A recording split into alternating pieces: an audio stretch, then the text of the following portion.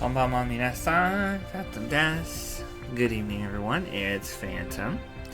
And welcome, yokoso, to Dyson Sphere Program.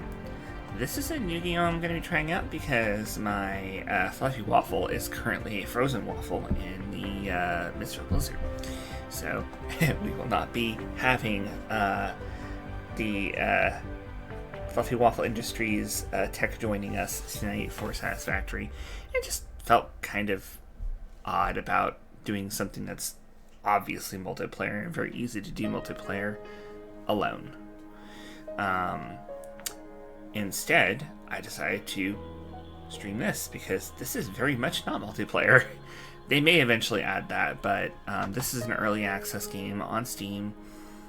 It's been out for a year or two.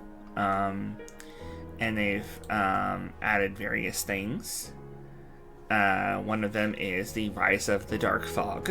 This is the Dark Fog. These are creatures that are like synthetic, sentient computer things.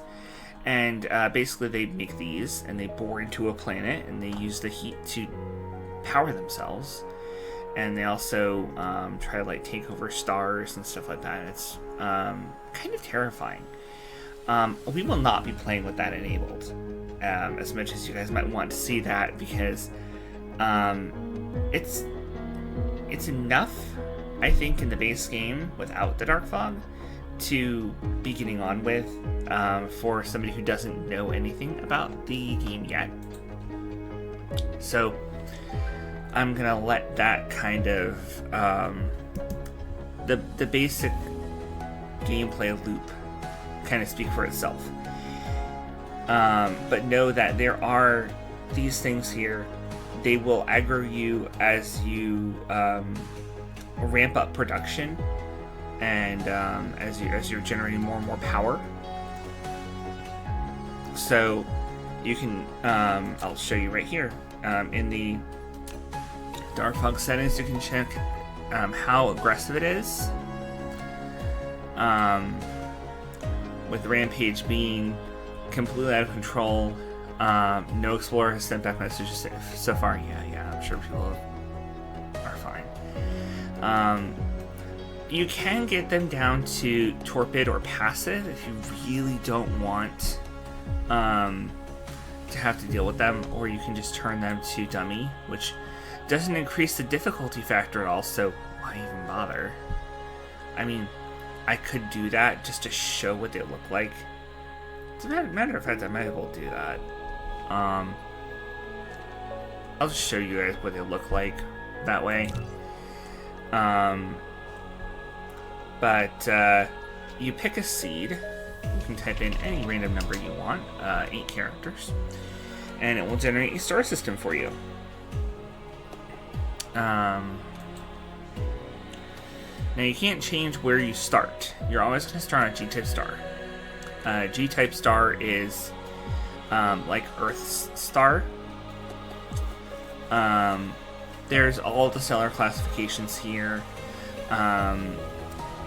Depending on the number of stars you designate in the system, there will be different configurations. You can have as little as 32 and as many as 64. There will always be at least one O-type, neutron, white dwarf, and black hole in every system, which is nice because it gives some variety. I usually go 64, mostly because it gives you more O-type stars, and O-type stars are awesome. They're the best. One might even say the GOAT. So, I don't think I need to mess with the resource multiplier. Now, something to note here is the metadata. During the game, as you ramp up production and make these research cubes, you'll get metadata for each type of research cube. You can then use the metadata to automatically unlock research in future runs in other clusters. Now, if you ever run the same cluster seed more than once, you can't use the metadata from other saves in that seed. Only the highest amount of metadata from any individual combination of 8 numbers can give you metadata. So, if you like a seed, you can run it at a lower resource multiplier or a higher enemy forces settings to increase the metadata output multiplier. I'm going to run a specific seed that I found. This is 68883302.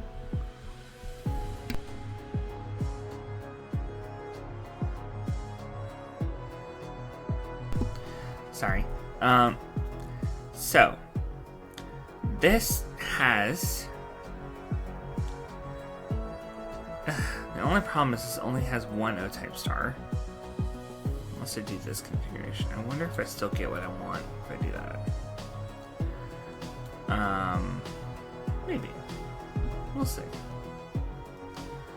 I'll give it a shot. I'll do 63 just so I get the second O-type. O-type stars are the biggest and brightest. They have the most luminosity and have the most output for a Dyson Sphere, which is why having 2 of them in this system is really awesome. The other seed with 4 of them was really, really great, but the advantage of this one is you have a tidally locked planet on your first starting G-type star. This is very important because that means that the planet does not rotate relative to the sun. The same one side will always be facing the sun and the other side will always be facing away from it. So that means that one side will always be able to receive maximum sunlight at all times. Really, really great for solar collection, whether it be beaming down stuff from your Dyson Sphere or Dyson Swarm, or just solar panels. You can research basic solar panels in this game too, so it really helps to have that, especially in the first star system. And so I sought out one that had that just to try and get that showing. Anyway, I'm going to go ahead and start this. And you'll see the intro cinematic for the Dark Fog. The unknown, created in exploration. The seed evolves in iteration. From zero, transforming into infinity and beyond. It spreads and becomes the shadow of the galaxy.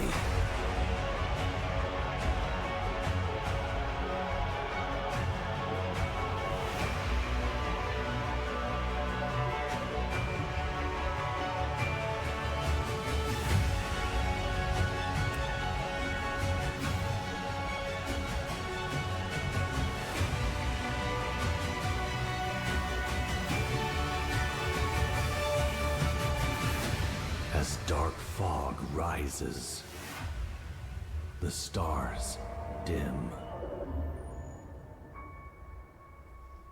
You will embark on a new journey. So, there we go. Arrive at target cluster.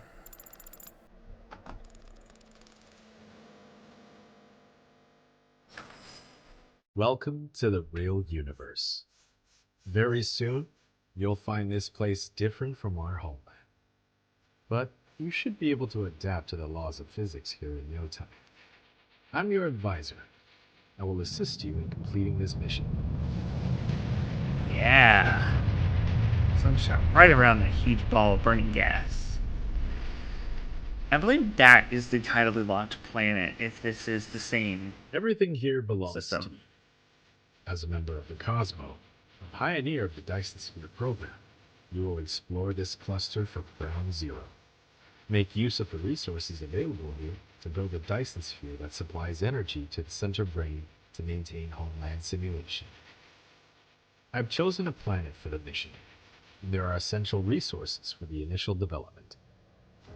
Now, please pilot the space capsule toward this planet.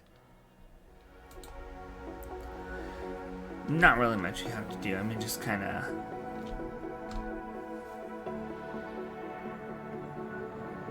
You can... I think you can move away from it, but you're not going to be able to land on a different planet. You have to land on this one. Unknown EM signals detected. Extracting feature variables. Comparing with database. Those are highly likely anomalous mechanical bodies from the Mechanic Energy Program. Engineers call them dark fog. Dark fog is extremely sensitive to EM signals under a regular pattern, so they may launch an assault on us. To stay low profile, we will land on the other side of this planet. Space capsule will land on the target planet in 3, 2, 1. Landing. This is Icarus, a very powerful but lightweight industrial mecha. Use the direction keys or click the right mouse button on the ground to move the mecha. In this mission, you'll control your mecha to navigate the universe and create miracles. Okay. To collect resources like wood or...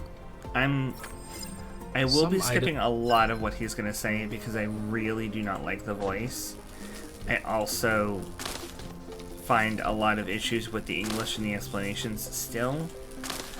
They have fixed a lot, I will say. I'm not going to, like, you know, poo-poo their efforts to make it better. It's just... It still doesn't sound quite right sometimes when he says stuff.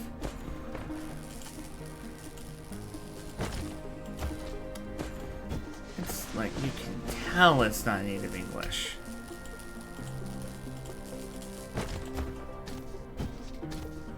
But, yeah. Anyway, hi Vox. Glad you're here to join us. This is a very cool, very simple, easy game. Unless you're like turning dark fog settings way up. I had them on dummy because then I don't have to worry about them messing with me, and I can still show off what they do and how to fight them. Otherwise, it makes an entire couple branches of research entirely useless because you'll never use weapons. Which is totally fine if you want to play that way. My human never plays with monsters on a Minecraft. Construction menu is locked. For reference. Always the peaceful type. But that's mostly because he doesn't like mobs blowing stuff up. Which is the exact thing that the Dark Fog likes to do when it attacks you. So...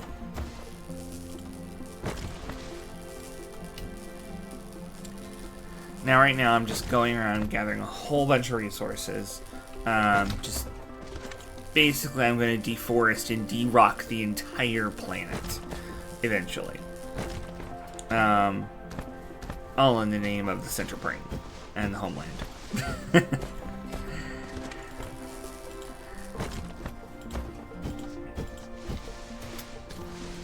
But they dropped us right next to copper and iron and another iron and some stone.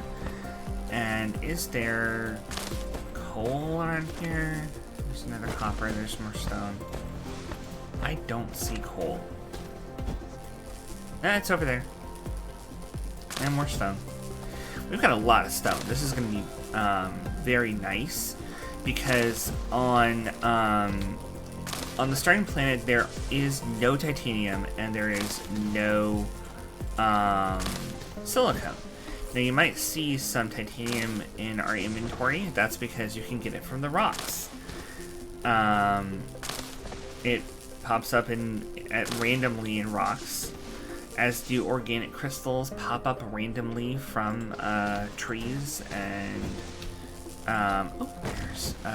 there's crude oil right here. That's really good, because that's something we're going to need a lot of eventually.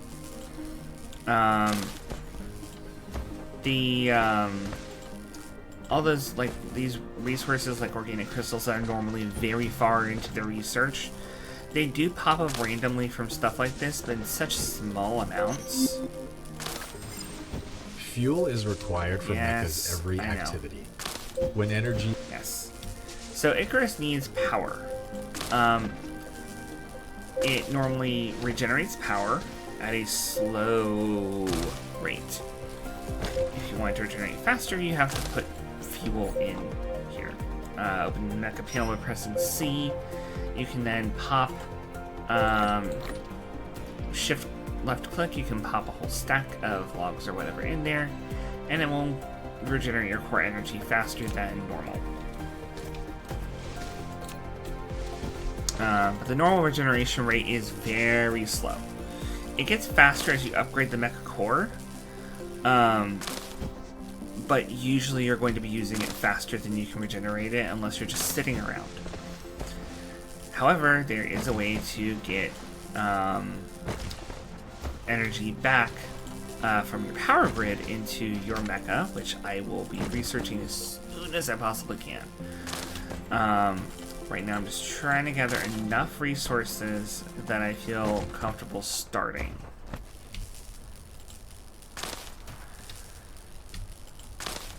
And also I want to clear enough space so that I have a nice factory. Every resource is precious.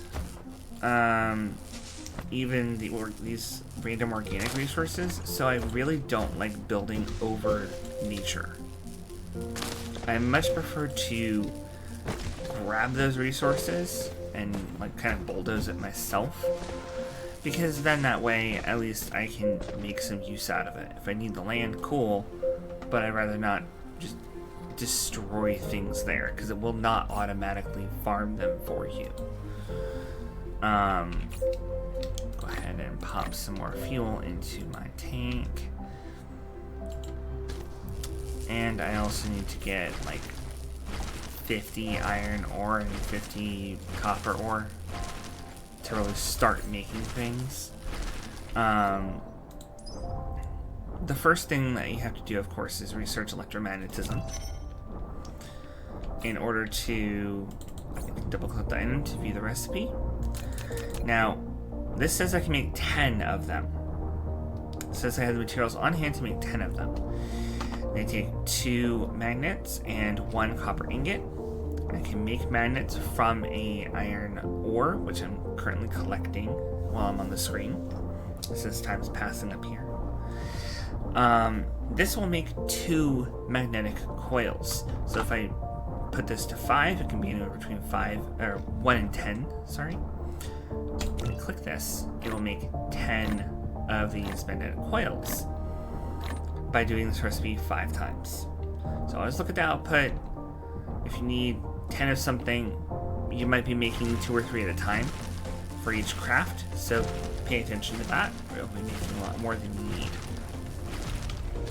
Research complete. Now I've got the research for electromagnetism, which means that I can make... Yes, I'm explaining it. I have Tesla towers, wind turbines, and mining machines. So I can put the wind turbine down somewhere. Insufficient items. Wind power! There's all these milestones here, 1 out of 42 achievements. You can then put down a Tesla tower.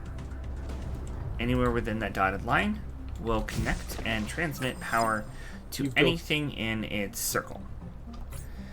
You can then place... Hold R to rotate the mining machine. The more veins it covers, the higher the output.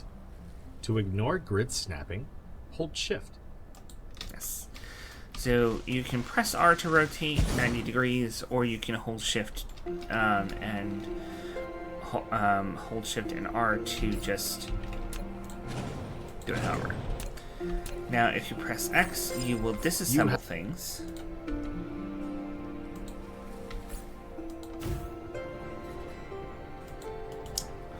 You lose nothing because every machine and every building is an item in and of itself. So you can just pick them up and put them out. Because they are items in and of themselves, they can also go into chests, which means that if you automate the production of them, you can automate them into chests and then go pick up things that you need when you go off to colonize a new planet. You can just grab 50 of this, 100 of that, blah, blah, blah, blah, and then warp jump off to wherever you want and plop it down. It's very convenient. That is the level of automation that you eventually want to get to in this game. Let's see, I'm gonna need copper. Now, if you just go like to here, it will show you all of the individual parts you need to build, like the gears from iron ingots, the magnetic coils, the circuit boards. If you just press craft, it'll make all of those things in the queue and then make the item. So it will just auto craft everything you need. It never hits your inventory unless you cancel it. Complete. So if I did that again, and then I let it make some stuff, and then I right-clicked to cancel it, it would dump all of those things back into my inventory. Including if it crafted, like circuit boards and stuff, it would dump the circuit boards back into the inventory, so I don't lose anything. It just means that you can craft with a full inventory, or nearly full inventory, without having to have room for all the little piece parts, because they never actually hit your inventory. They're all in the queue. So that's a very, very nice quality of life thing. I don't even know if that was an issue in a past version, but it's never going to be an issue because they thought of that. Very, very nice. I love the replication queue.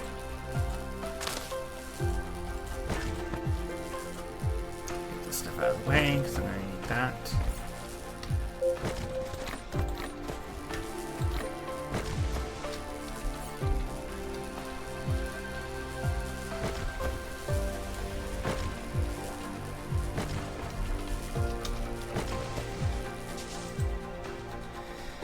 Alright.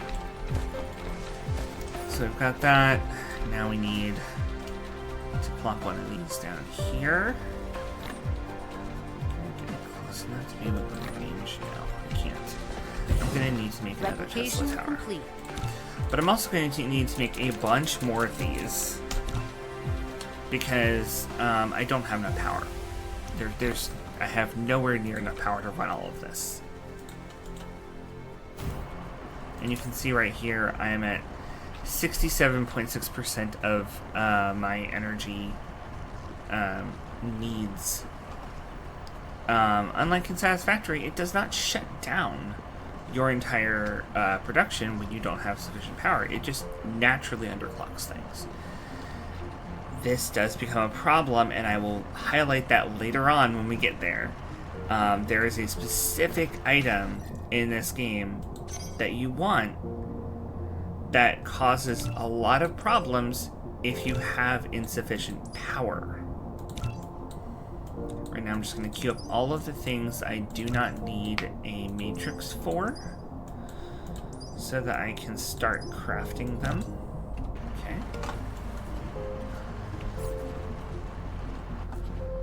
Alright. Grab those. I need 10 of those, and 10 of these, and then I'm going to need another 10 and another 10, so 5 crafts, and then another 10 of these, and then this, actually, I need to craft it 10 times, because it only crafts into one.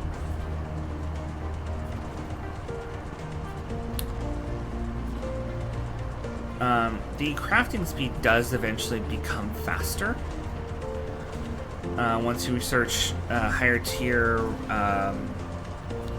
what are they called? Assemblers. Once you get higher tier assemblers, like over here, plus 50% replicator speed. So your in Icarus replicator will become faster, which helps a lot. There are times when I have to handcraft a lot of things because I just need one more part to make this machine, which will then slot into my factory and make a whole bunch of stuff.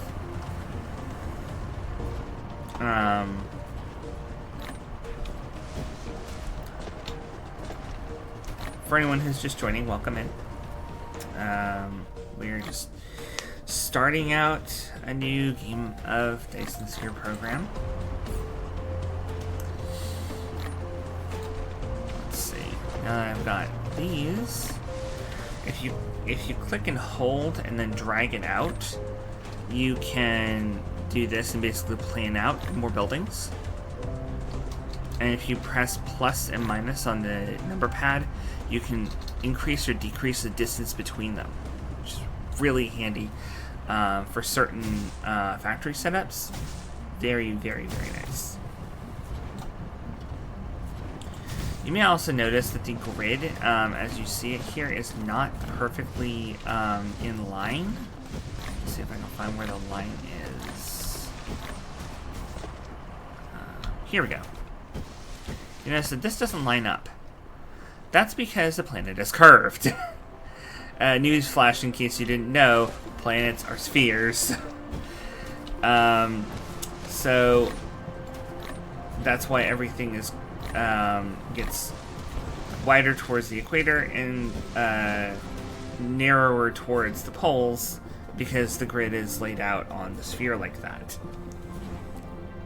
So this means that between the zones of these hemispheres, you can't use like blueprints to copy and paste your factory, because they're all made for a larger grid. Research complete. Or a grid with more spaces. But the blueprint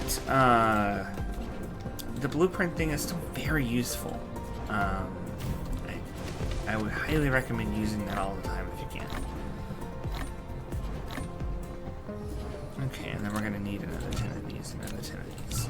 And that will be all of the research I can do at the moment, aside from upgrades. This is a huge grid. Look at all these upgrades. This is not even tech. This is actually just upgrading Icarus's abilities to do things. And sometimes other things than having to do it with the Icarus itself. Like, for example, solar sail life. Like, solar sails last longer. Or energy shield, which will not be used here, makes Icarus able to take more hits. The Dark Fog will not be attacking us in this run, but there you go. You can even get stuff like vein utilization. Minus 6% ore loss per mining operation. So instead of losing one ore every time, it will lose an ore 94% of the time. And this can be continuously researched. You've obtained sorter and conveyor. Yes, I will explain that in a second. It can be continuously researched to reduce that percentage lower and lower and lower and lower. And this infinity symbol here does mean it. The upgrades get more expensive as you do it, but this can literally be researched infinitely until it becomes prohibitively expensive. And you can get a nearly infinite supply of ore that way. But each of those researches is going to require a lot of those white cubes. And how do you make those white cubes? Well, you gotta get the resources to make them. So the whole time you're researching that to reduce consumption, you're gonna be consuming stuff. So everything's a trade-off. But as he was trying to inform us, we now have a bunch of stuff. We have conveyor belts, we have sorters, we have assemblers, we have arc smelters, and we have matrix slabs. So let's get into it. Yes, I do have the storage system. Alright. It doesn't automatically give me any of those, but I do need a lot of chests. So, in order to get anything out of one of these machines... When building a conveyor belt... You have to build a conveyor belt out from it. And then in order to pick the items up off of it, you need to use a sorter.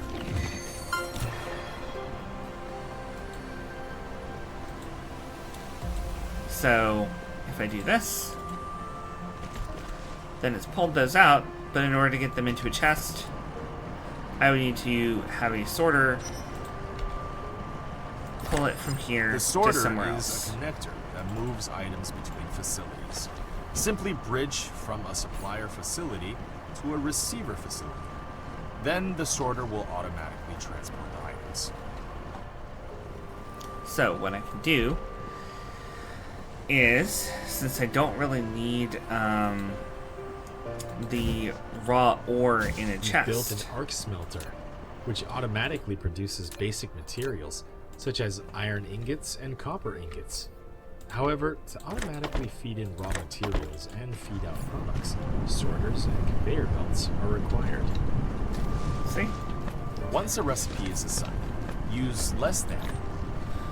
So you can use less than and greater than keys to copy and paste recipes, which is very nice. That is a very, very frequent use when you start getting really big factories.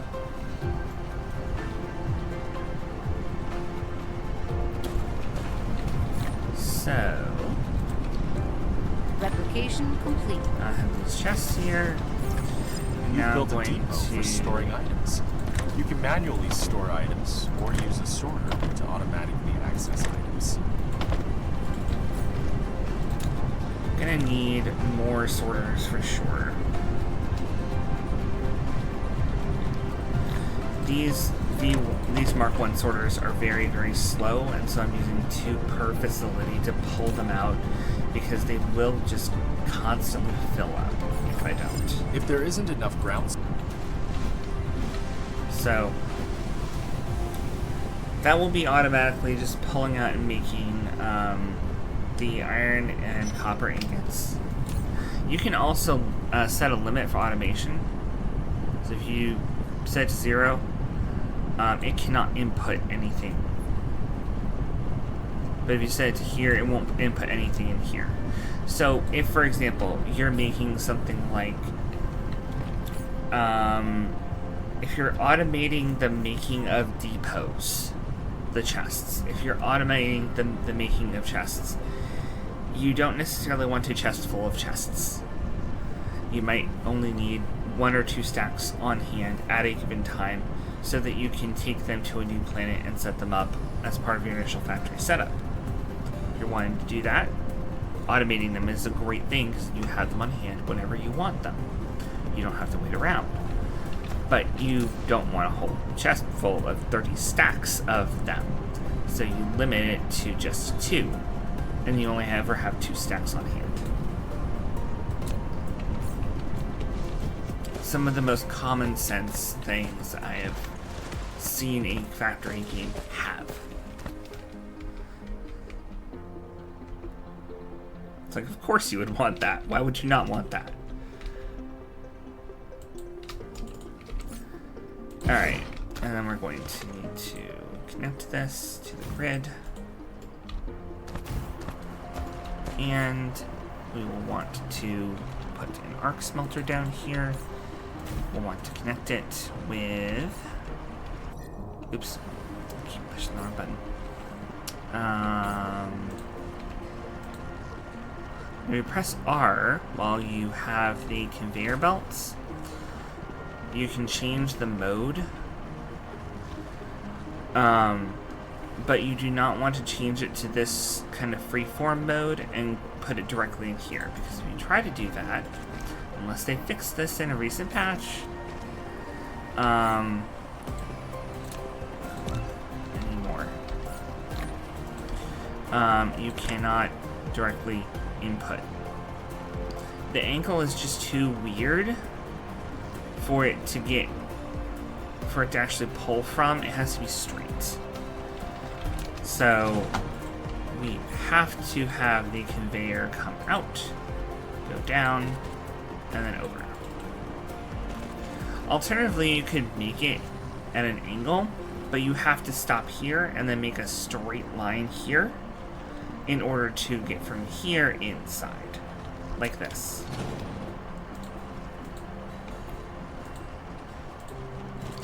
And you don't even have to hit R to make it the straight instead of or the snap to grid instead of ignore grid,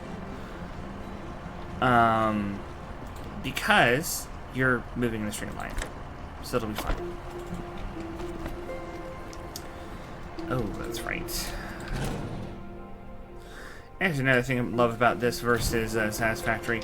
If you press Shift Click to pick up, to copy something, Facility has no recipe to copy something into your building hand, if you then press X to get rid of it, once you press X again to switch back to building mode from disassemble mode, it will still have that thing copied, which is something I really wish Satisfactory would let you do, is flip back and forth between disassemble and build without losing what you were building. That is a pet peeve of me of mine with Satisfactory, and it's probably something I wouldn't notice as much if I didn't have this as a shining example of how it should be working. Now, if you control click, you can just grab everything from a chest. Be careful with that, because it will grab everything from the chest. I just filled up my inventory.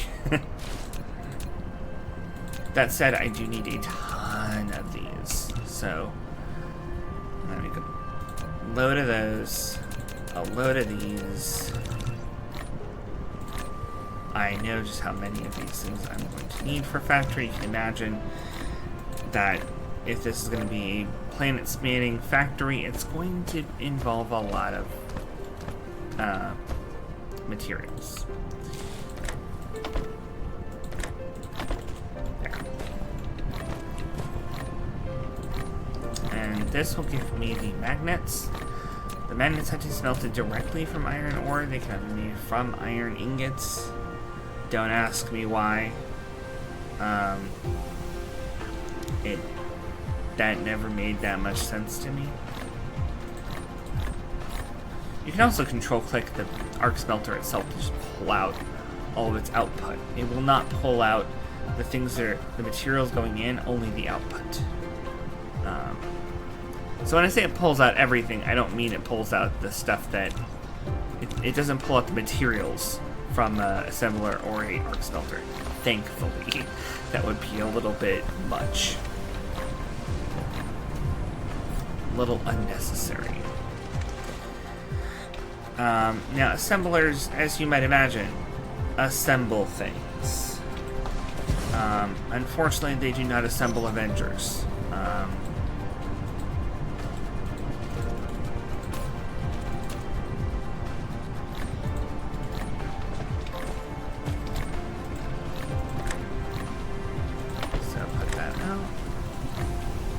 Now, here's another odd thing I really wish they would fix.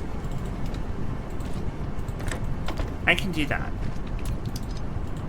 and it works fine. But if I try and do this, it will deflect off to the side. If I place it here, and then cut it from the center, it'll be fine, and then if I get rid of this, it'll be still functional. It doesn't make any sense to me at all why that is that way, and why they can't fix it. But it's an early access game. It's gonna have some issues. And they have worked on a lot of things with the sorter deflection and belts, so yeah, Vox, this is a really fun game. Just to give you an idea of the process, After you progress far enough down the main quest line, you eventually unlock the solar sail orbit system, which gives you EM rail ejectors, basically rail guns. But instead of shooting projectiles, you're shooting solar sails into orbit around the star. You can then use the ray receiver to receive the power from the solar sails. It'll beam it directly down to the ray receiver on a planet. Only if the ray receiver is facing the star, of course. So this is the reason why I wanted a tidally locked planet. However, you can also get planetary ionosphere utilization, which consumes graviton lenses to increase not just the maximum power that the ray receiver can take, but also makes it not care if it's facing the sun or not, because it's using the ionosphere of the planet, of the atmosphere of the planet, to bounce the electricity off of. This, of course, does not work if the planet has no atmosphere. So if the planet says wind power 0%, it has no atmosphere. It cannot have this done. But once you have this, once you have this, the ray receiver, then you can eventually get the vertical launching site, which will allow you to shoot the small carrier rockets up and make the frame for the Dyson Sphere. The Dyson Sphere will then automatically absorb solar sails to make the actual webbing between the struts. It's very cool. And I can't open the Dyson Sphere menu right now to show you, but you can color the Dyson Sphere. You can color it, you can give patterns to the sails, and they've added a bunch of different patterns and stuff. It's really nice. When my human and I play this, we call our Dyson Sphere Fabergé eggs, because we make them look like Fabergé eggs. They look really pretty. They're multicolored. They're layered with different patterns all across them, made by the struts. Like you might have a Triforce symbol and then a star on the top, or it really depends. There could just be a zigzag pattern across the middle. It really depends. We just kind of go crazy with patterns and designs as we feel like.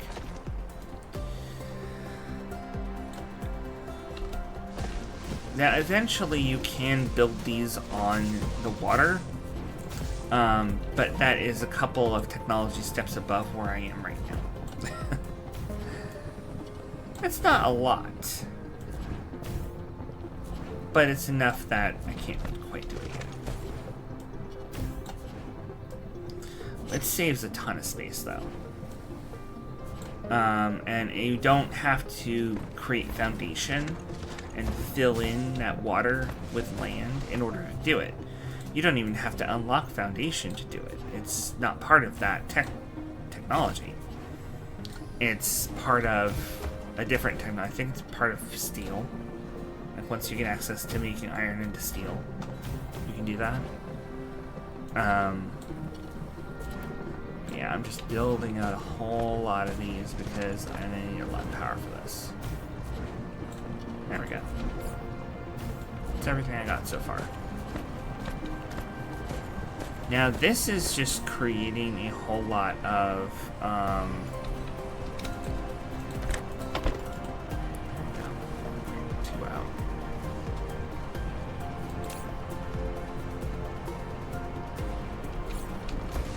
and there's an ag on, so I will kind of just get things set up.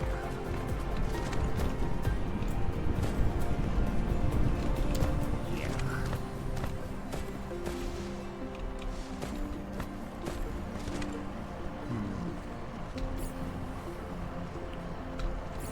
Okay. assemblers.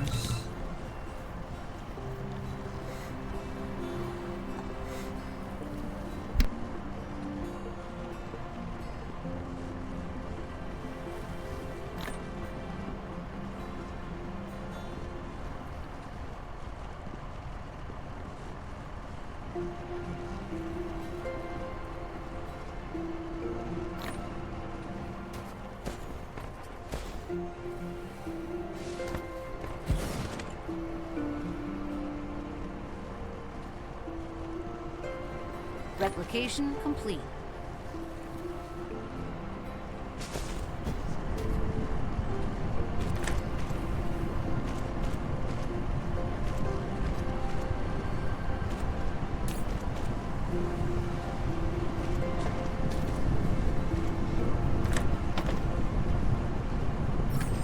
Now you can click the planet thumbnail button at the bottom left corner of the screen, or press M to enter the planet view.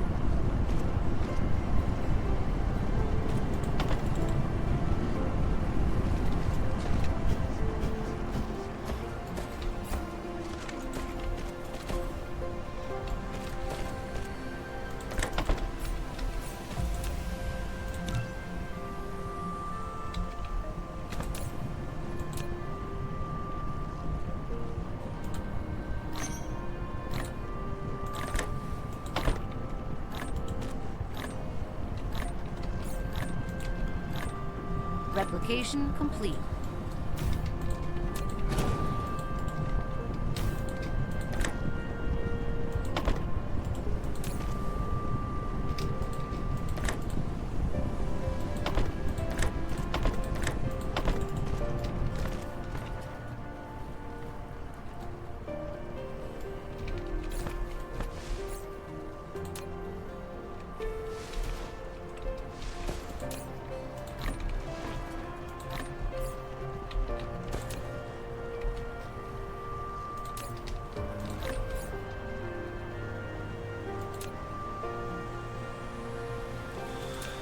Okay, so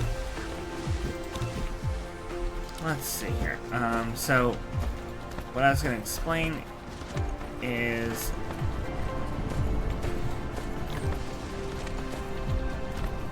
actually, I forgot. Oh no, I forgot. One cool thing is that the conveyor belts will automatically go over other conveyor belts. But you can also increase or decrease the height of the belts while you're making them. But they do need a slope to go up. They have a minimum slope that they can do. And there are no elevators like in Satisfactory, so you cannot have things go directly up or directly down, period. They have to have distance. But now we have the Matrix Lab. A matrix lab. A facility to produce matrices. It can also be used to research technologies that are unlocked with matrices. Matrices are the source codes to maintain the center brain simulation of a homeland. I'm not exactly sure what the story of this game is, but it seems that they simulate their world. They have a simulated universe that they all live in. And we're trying to maintain that. Shrug. Oh, I think this is what I was going to say. When you get something all the way down here, it can be kind of annoying, but eventually you will be able to replace that with logistics bots and stuff.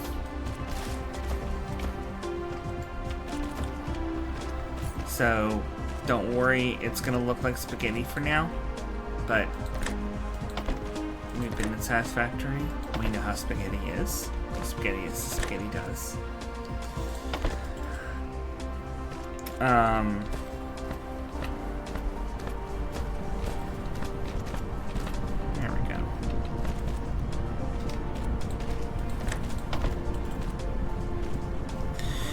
So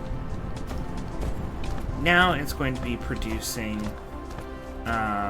blue matrices. These are the electromagnetic matrix. Only require you to have really researched electromagnetism.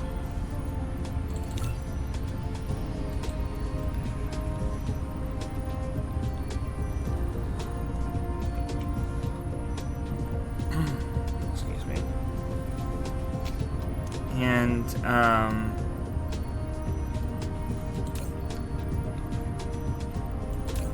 these will be necessary for researching pretty much everything at the start of the game. Can build wind turbine on water, so the first thing I'm going to unlock is steel smelting because I need the wind turbines. But the second thing I'm going to unlock is the high efficiency plasma control. What this does is it lets you create prisms, which are necessary for plasma exciters, and you can use plasma exciters to create wireless power towers. Now, wireless power towers are kind of like the power towers in Satisfactory. They transmit electricity over a very, very large distance, but unlike those power towers, they have almost no ability to transmit power around them into machines. So they are used for carrying the power a great distance, but for distributing it, they don't work very well. That's okay because you have these, and these work just fine. Tesla towers. And there will be other things that distribute to much, much, much larger areas later on. However, even the Tesla towers have a little bit of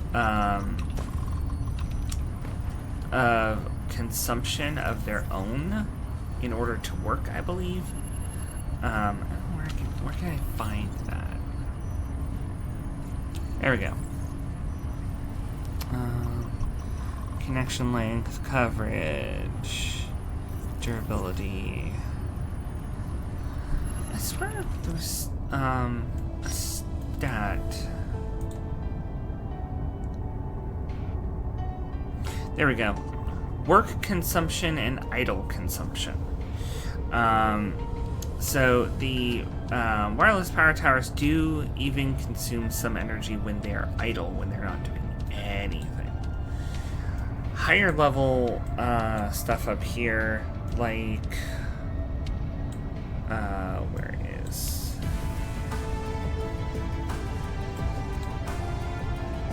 where are you? There we go.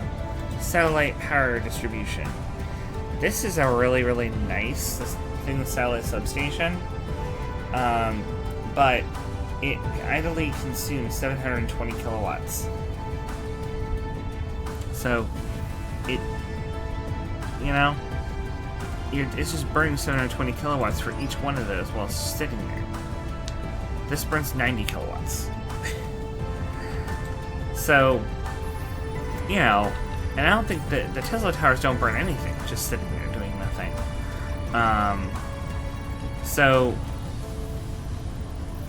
the satellite distribution is a really, really great, widespread, huge area of effect for power distribution, but it costs some energy just sitting there doing nothing.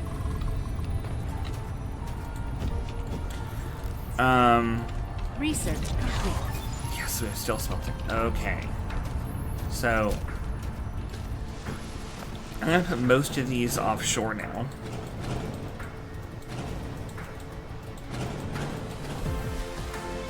I'll just keep this central line here straight out into the ocean. Yeah, I know it's not sufficient.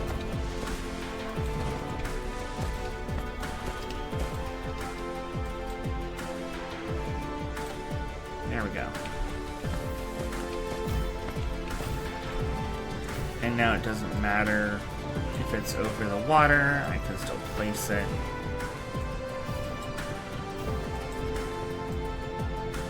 And as time goes on, I can move more and more of my wind turbines out here. I just don't have any Tesla towers close enough to the ocean to pick up the energy right now. You can upgrade the construction bots. They will go faster, they will go further, and there'll be more of them. Yeesh. You can also move over here, and you will just hover. The closer you are, the faster they will pick up and drop things. Complete. But it will take more energy just to hover over here. And if you run out of power while over the ocean, you drop. And it is very hard to move in the water. So, not to mention you will have no energy, so it'll be moving very slow. Anyway, it can take you like 10 minutes to get out of an ocean if you're really not careful and have no fuel on you. Automatically gave me a couple of plasma exciters, which is good. Now I can show you my favorite thing about these wireless power towers. They charge built a wireless Icarus. power tower for transmitting power over a long range. The exciting part is that it can also draw power from the power grid to charge the mecha. See? Even he likes it. So, yes, it will charge the mecha via wireless. And now that I have those up, I can actually get rid of these. Because it will connect directly over here.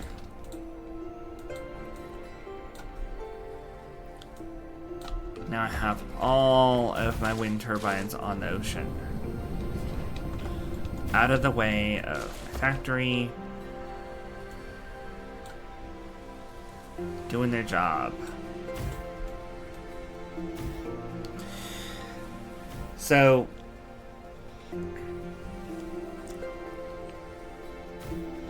pretty soon, I'm going to be able to get to one of the things I wanted to show off.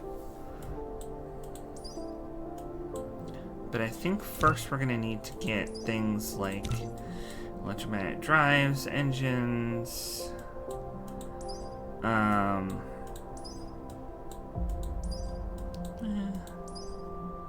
semiconductor material as well. Alright, this is one of the things. Proliferator. Proliferator does exactly what you imagine it would. It makes more out of your things. You want more efficiency? Spray stuff with Proliferator, and then let it go through processing, and it'll make more. Or it will make it faster. It takes more energy though, so it's kinda like the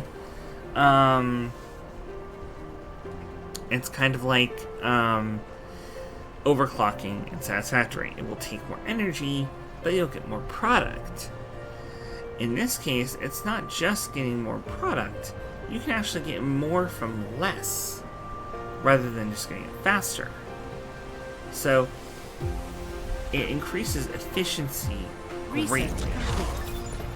This can be really, really important when you have stuff that takes a lot of resources, like a huge chain of this into this into this into this into this into this, and then you can make the thing you want. Using the proliferator along the entire chain will give you such a huge supply at the end. It's great. Even just using on the final step is a huge boon.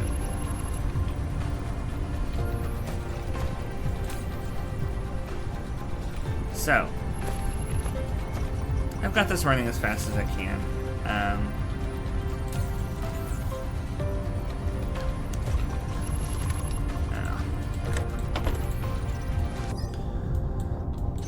I also need to get upgrade logistic systems. That's going to be very important because this is where I get my Sora Mark II.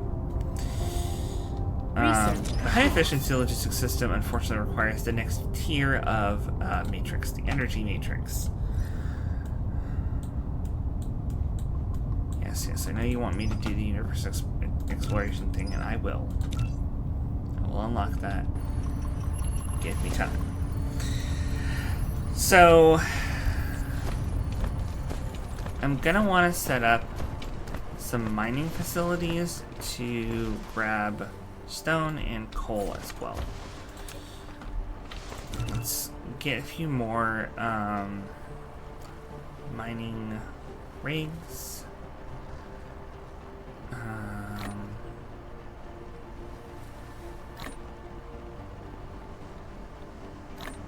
am running out of conveyor belt.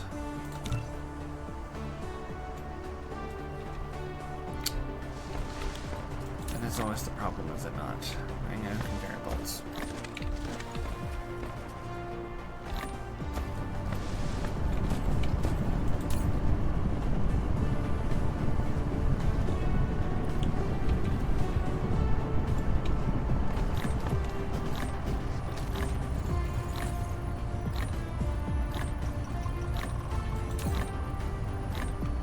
Replication complete.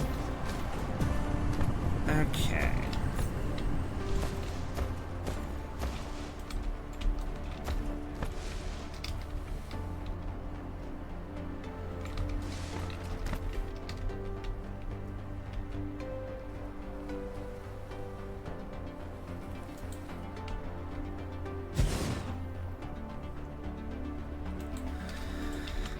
The game has also got a pretty chill and inoffensive soundtrack. It's not a standout, but it doesn't have to be.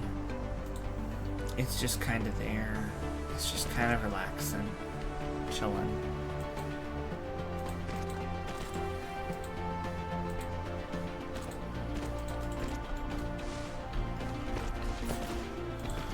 Let's see.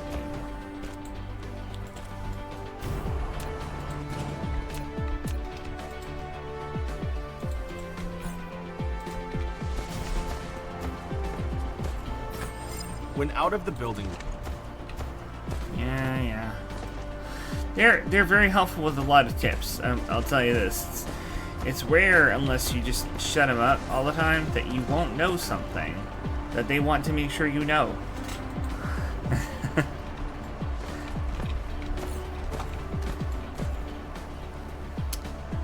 I'm actually going to put Proliferator off a little bit because I really need the upgrade logistics system. Really bad. This does also give you splitters. And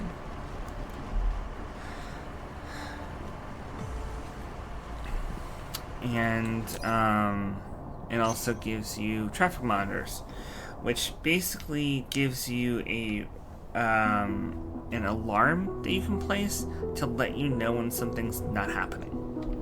Like, you know, if I wanted to make sure this wasn't backed up, I could install a filter or a alarm here, flow monitor here, and that would tell me when this has an item in it.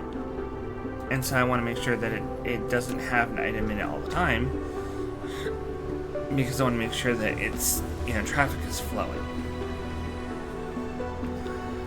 You can also do that to alert you if things are not flowing. Much more useful.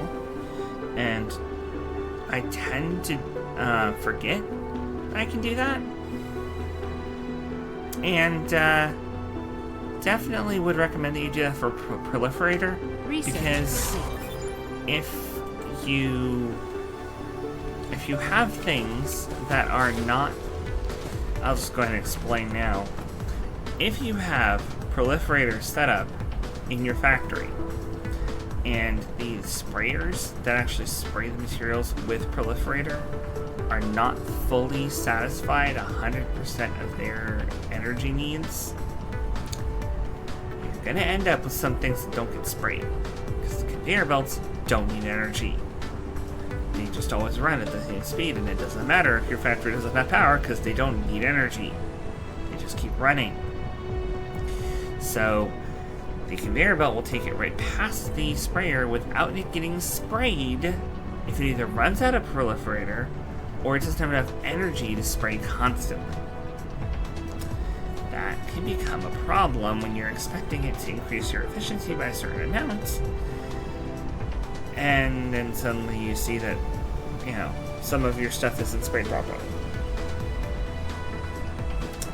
And that is a reason why having a factory that always has enough to satisfy all of its machines is very important once you start using Proliferator. And one of the reasons why I kind of wish I could turn off the underclocking and just have everything shut down. But I would have to... I would need the conveyor belts to shut down too. So that really wouldn't solve anything, because it only shut down the things that need power.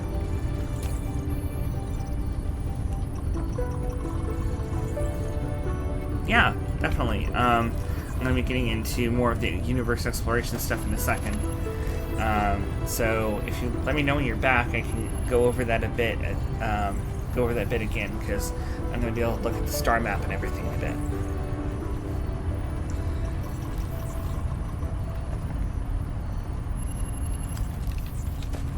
So, let's see, got that. This is fully satisfied. So it's actually building up, which is good. This is just not making enough.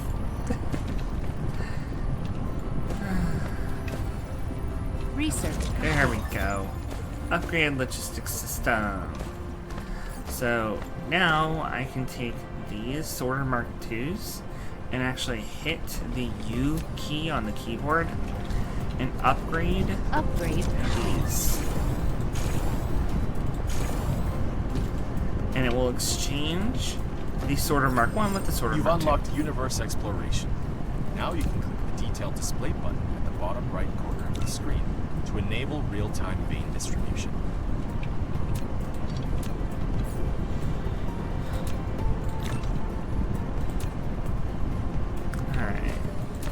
Vein distribution, that means that now I can see where every vein is on this planet. You can also hit the M key to view the whole planet. In the planet view, you can hold the middle mouse button. And there's to rotate no the camera. veins over here Hold at the all. right mouse No button to resources. roll the camera. So this would be a Press great N place to put up a to align the factory. camera to the North Pole. Once you have planetary In the planet distribution. view. Yes. Hush. Explain it. I know. So islands like this that have no veins on them are great for putting up just processing facilities. Especially here, this is a prime processing facility area right here. This whole swath of land that has nothing on it, nothing to get in the way, only some crude oils out here. So I won't be like bumping up with my machines against a vein of coal or copper that I can't control where it is. I can't move it, and until it's completely mined out, it's gonna be there. So it's not gonna be cramping my factory style, but being there. That does mean I have to move things across the planet, but there's technologies for that in a bit. Most importantly, once you go back here and scroll out further, you can zoom out to the galaxy view. And here is where I get to see if... There we go. So we are on a moon orbiting the third planet of this system. The third planet is an ice giant. Ice and gas giants cannot be explored. They are just a ball of gas. There's nothing nowhere for you to build on. However, you can float facilities over the top of them to gather resources and then shoot them off in logistics vessels to your planetary logistics systems. So that is not endgame, but mid-game. When you actually can start moving resources between planets, that's when you can access this stuff. Because you actually need the planetary logistics system in order to make the collectors, which you put in orbit. And you also have to have them built on your planet in order to receive.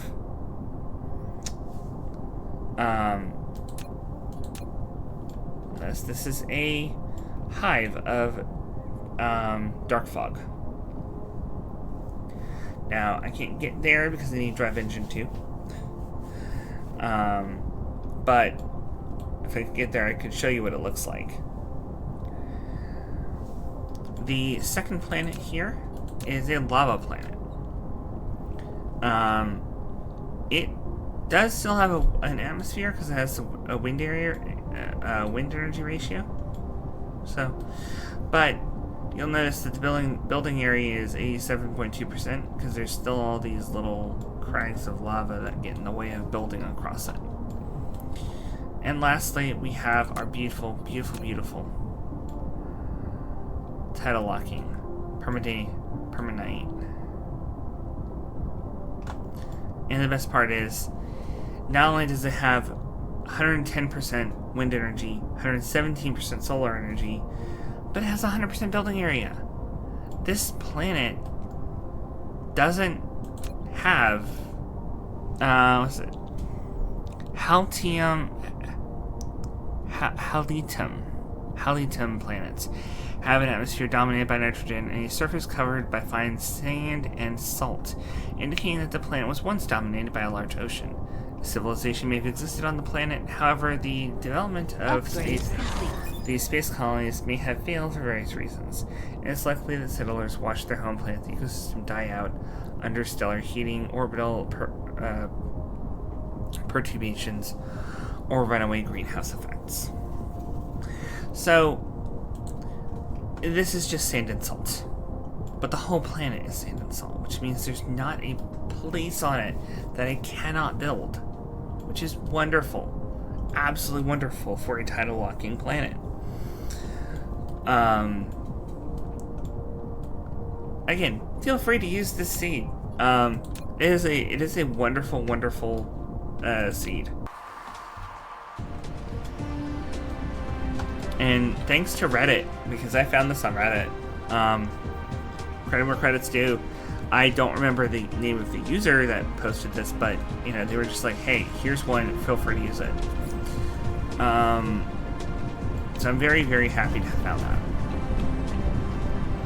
Now we're going to upgrade as many of these sorters as humanly possible. And then we're going to take all of the extra ones that we put in, because the speed wasn't high enough, out. Just remove those. And once we have 2, at least, I have 8 right now, because in order to upgrade them, you need a electric motor and 2, which goes into 2. So they do not actually have a recipe for just the one.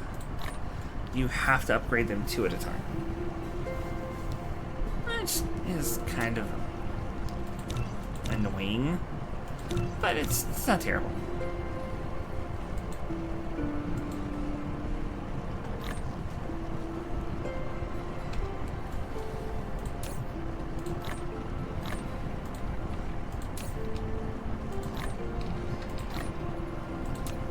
There we go. Putting some resources back in the machines, because I don't need that much raw material on me.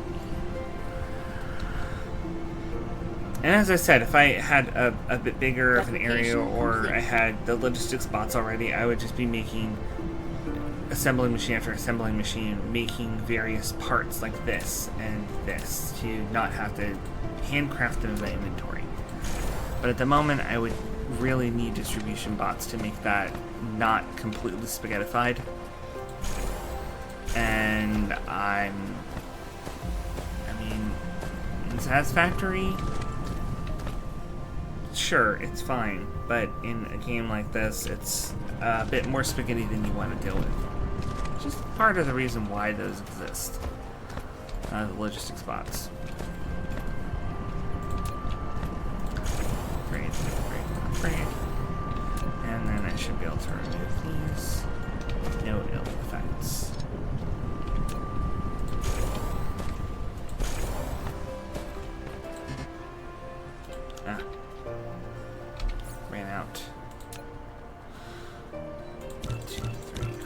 5, 6.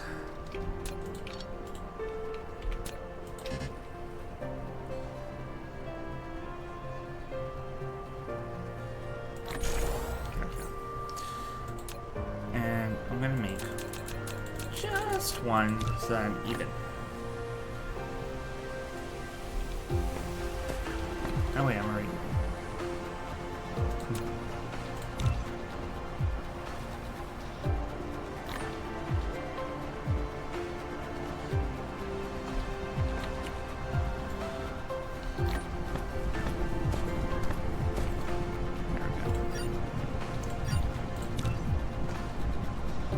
Alright. So now we've got the factory really going. So I'm gonna start just researching basically everything that doesn't need an energy matrix, so that I can start getting all my research out here. Replication complete. Unlock reclamation, unlock combustible unit, sure. Smelting purification, why not? And then we finally get solar collection, so I can move on to solar panels, which unfortunately do require some silicon. However, the stone can actually be turned into silicon ore, which can then be smelted into silicon ingots. The only thing is, it's a very, very, very bad ratio. Absolutely horrible ratio. I think it's like 8 to 1. You need 8 stone to turn into 1 silicon. Really rough. But it's, you know, it works. It just works. Eventually, slowly, but it works. Let's go ahead and make another. Now these you stack on top of each other and they will just feed into each other. So when this fills up, this one will start filling. If I were to limit automation to none, it would start filling this one immediately. So that's just another automation thing.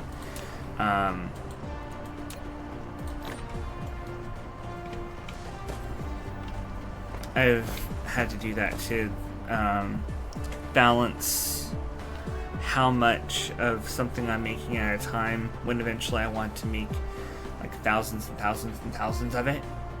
I may have to start off small, and that's how you do that. You can place all those depots there and only have like 1 or 2 open, so it won't, you know, make 1,000 yet. You just keep draining your resources for however long that takes.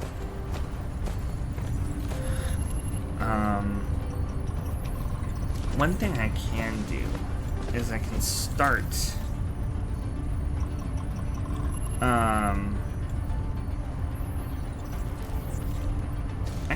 making a more complex factory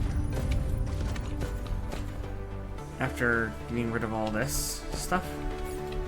So I'm going to put these down here. This will be for logs, this will be for grass, and this will be for other random things that pop up, like the organic crystals.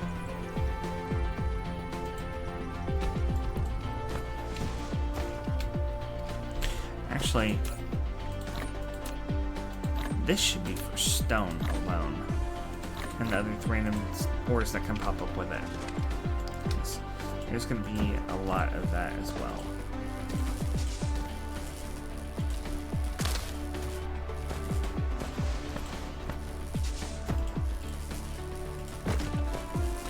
And you can chain up a lot of commands just by holding shift and right clicking. Just make a whole chain of do this, then this, then this, then this, then this. And pull one of these over. Shift will also lock the camera when you're not in build mode. So, or it should. I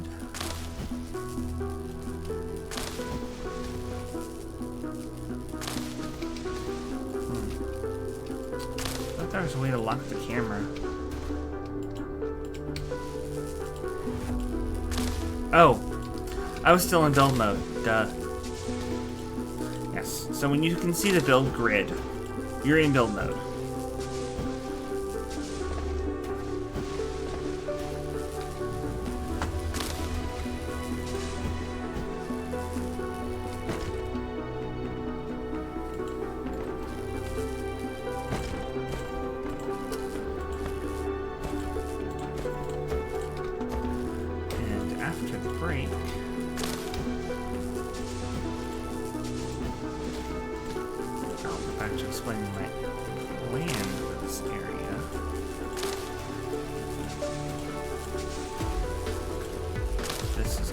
Lovely little factory on this planet.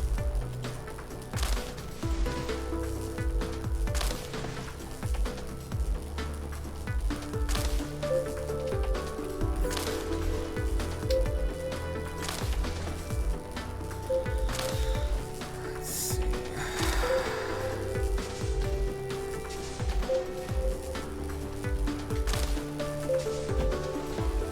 I wonder if I'll make it through all of that.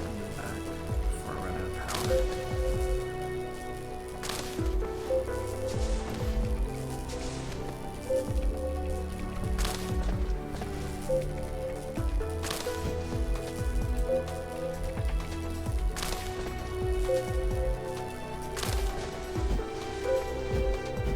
I did. Lovely energy. Yeah, I'm actually slowing my factory down by charging myself up. Because Icarus can suck up a lot of energy.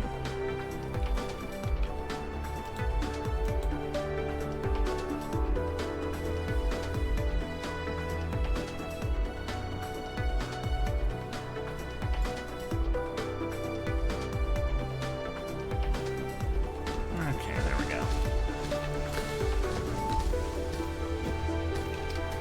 Icarus, hungry boy.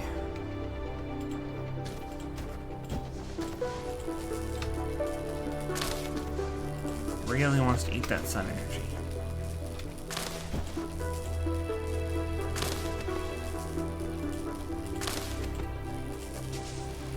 Could almost call him a sun eater.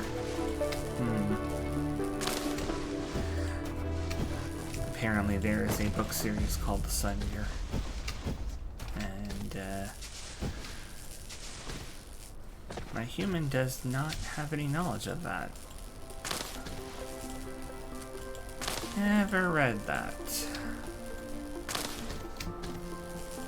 But I will be poking him to do so. Because I crave more stories.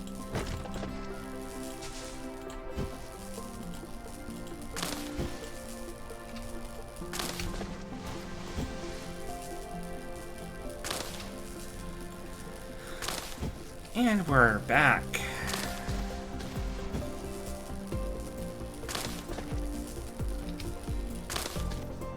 So, yes, I am almost done cleaning this area out.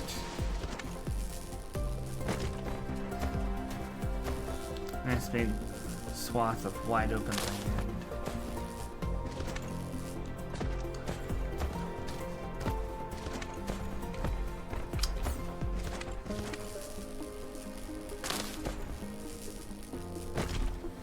Alright.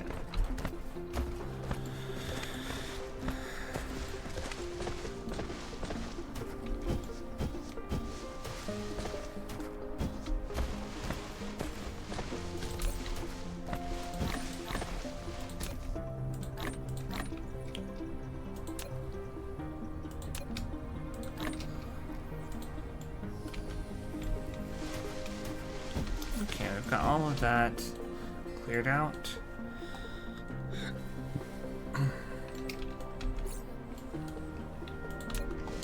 I'm gonna need more assemblers.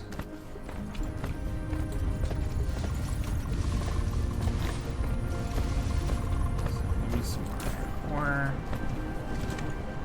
A lot more iron ore apparently because I have no iron ingots. Gonna have to fix that problem. Really want the distribution logic system really badly, but we don't have any energy matrices yet. And it requires magnetic levitation anyway, which we don't have. Which also requires that. I could buy the technology out, because I have enough metadata, but I don't want to, I want to use metadata on this.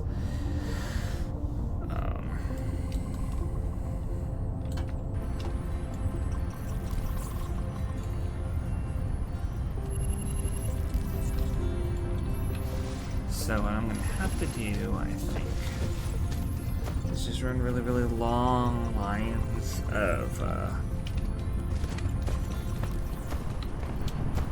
really long lines of ore from basically all over.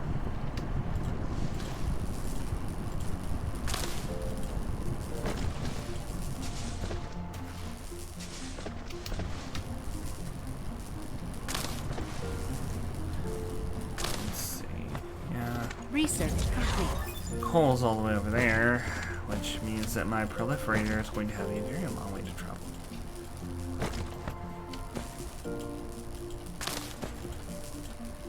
Very long way indeed.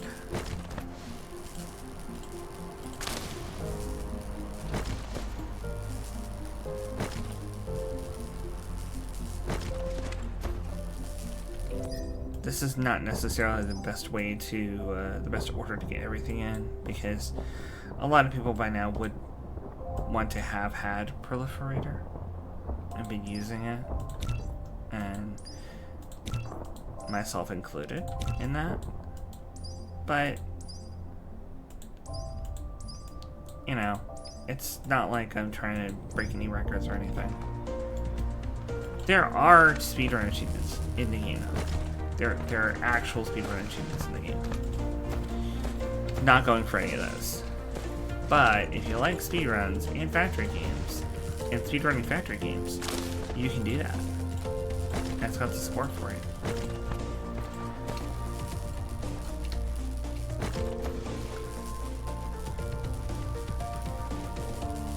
What is the, where's the achievement?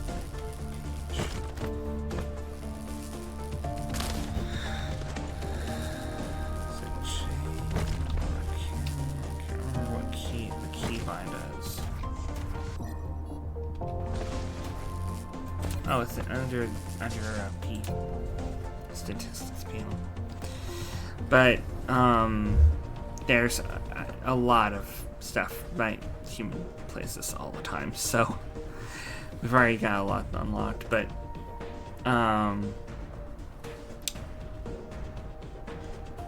there's stuff like, where is that? Wipe out a dark fog planetary base within 1 hour at difficulty 1.0 or above. Or attract an attack from a space unit within 1 hour at difficulty 1 or above. Yeah. Those you can't unlock if you use metadata. Leave the starting planet and land on another within an hour. It's already been an hour. So, we're not getting that achievement. But, if you are skilled enough and dedicated enough, you can get achievements like that. This is a chill game for us, so we're not really going for those. But they're there if you want them. Research complete.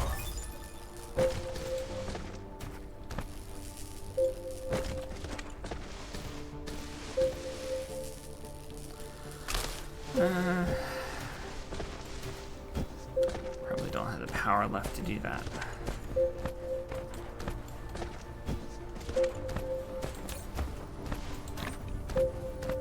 Oh, we got some oil. Little random amount of oil.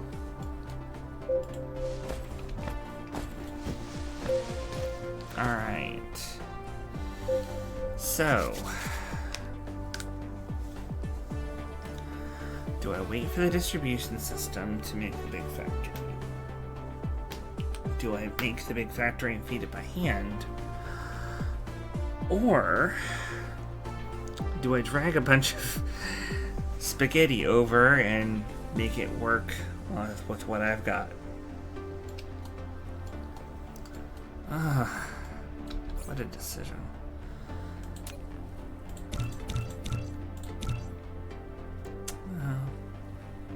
I'll need at least 6. Yeah, I'm gonna go for the whole all 10. I need a lot of these as well. I need a lot of these. So. But we'll start with the assemblers.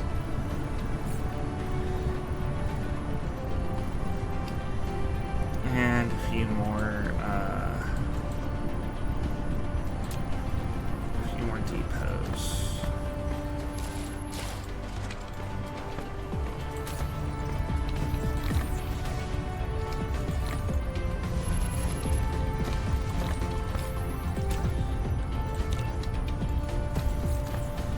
That's what I'm gonna need to start. I think I'm just gonna feed everything manually at first. Maybe not even worry about the proliferator right now. Not until I get the distribution system up and running. I don't think we're gonna have to really worry about being super efficient. This is not like a very low resource run. The resource slider went up from 1 to 2 to 4 to 8 to infinite. It also goes down. You can start with a really tiny amount of resources in each of these piles here and have get a huge gain on metadata because the whole universe doesn't have very many resources. And it can be very hard to clear the game with that. Proliferator makes it easier, but it can still be very difficult.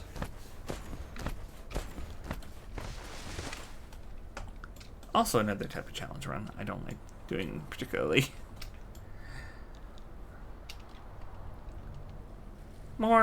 More into that than the speed runs, but still worrying about every little tiny bit of resource spent. It gets kind of stressful. So what I'm gonna do is I think I'm gonna build these for I'm gonna build this as a one huge factory instead of a whole bunch of little ones necessarily, because I want to be able to compartmentalize it later. It'll make more sense when I start building it and then when I start upgrading it later, but essentially what I don't want to do is make like, you know, ore into ingot into this into that, and then the next part make ore into ingot into this into that. I want to make it all like everything that, you know, uses iron ore, make some of that arc smelter. Everything that uses those products, make some of the assemblers that use that product, and feed them all from the arc smelters in a single long conveyor belt. Because once the distribution system ready and I don't need to have everything next to each other anymore, I will be able to take the chests, the depots, and have them connected to each other with bots. That's a very important step. So it may seem a little odd how I set this up some of the time, but trust me, it will make sense later. It may seem like I'm just making unnecessary buffers with all the chests, but these buffers will become actually like interconnected depots later on.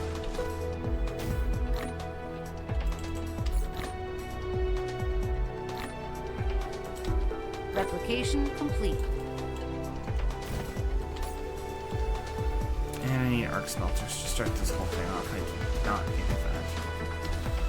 To pick this off, I'm gonna need arc smelters.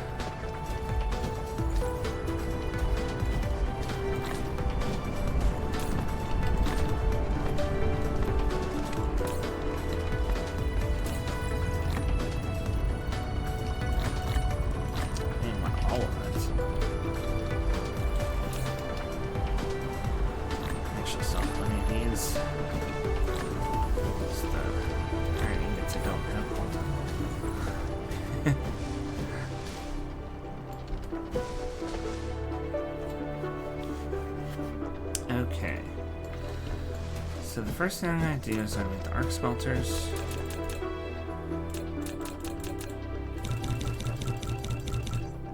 Research complete. Ah, there we go. We now have solar panels. Solar panels, of course, Data only shows produce there aren't energy any natural silicone veins on this planet. in the daytime. Now you can click this. Gosh.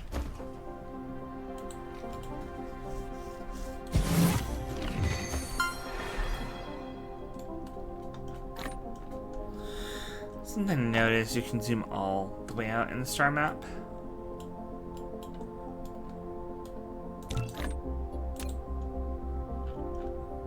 There's neutron stars. And there's one of our lovely O-type stars, the big blue one. And of course, we have this. The black hole.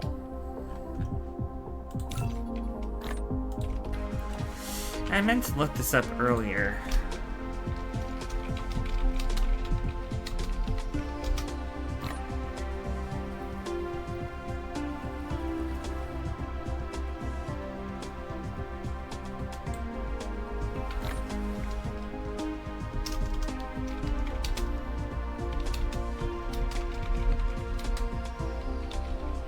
Replication complete.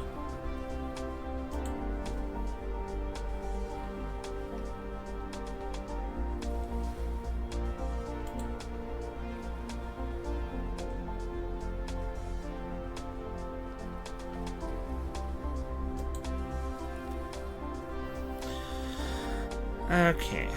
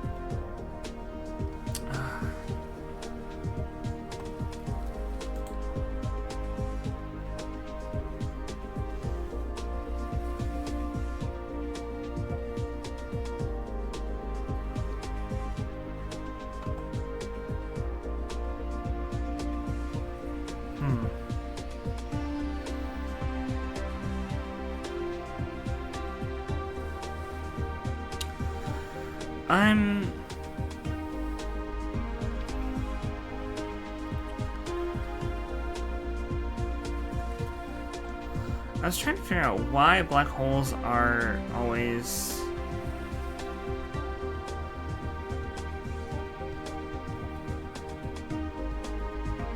appended with that name. Conventions. Okay.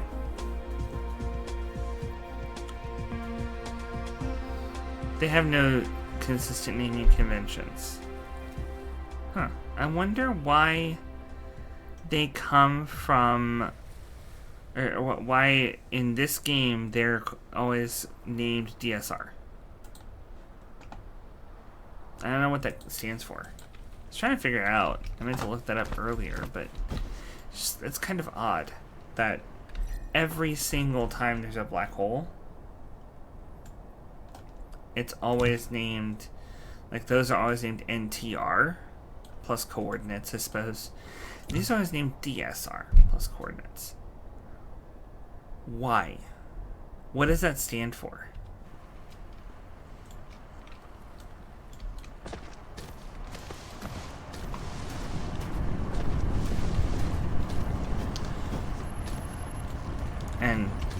is it what it stands for even in English? Because it might not be. Scientists love their Latin, so but I have no idea why it's called that.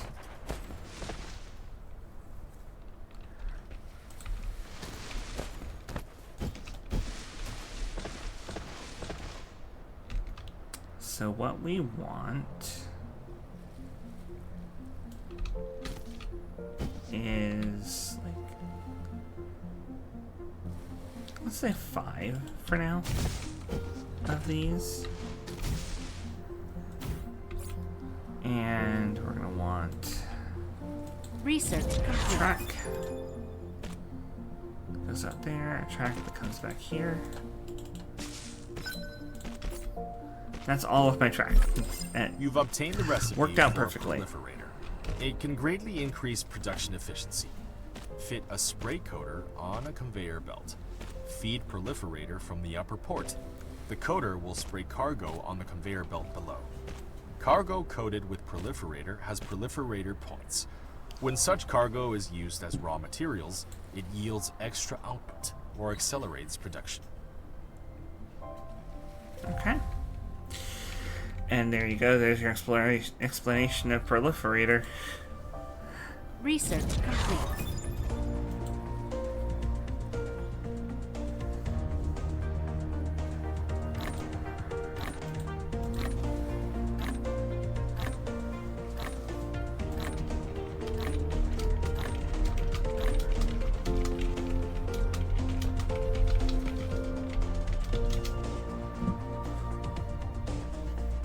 Okay. Give me 1 moment. I need to hydrate my human.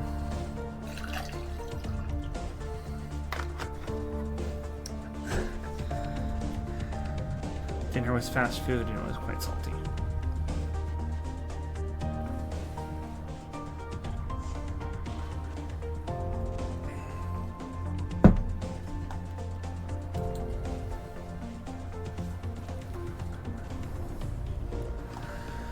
Okay.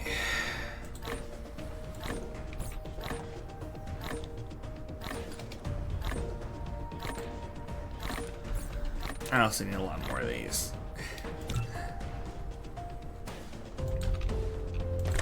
So this is going to take iron ore in here and put Research it here, which will pump into these. Take it out the other side. And now I'm out of stores. See why you need so much of these various buildings and why I'm trying to start making them automated. Trying very, very hard to start automating everything.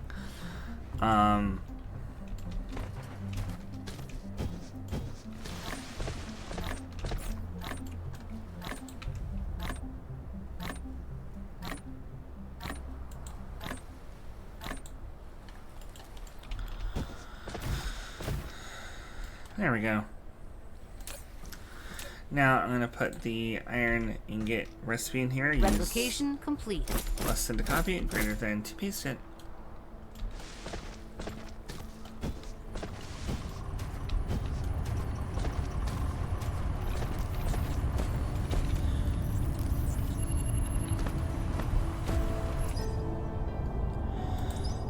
I also need to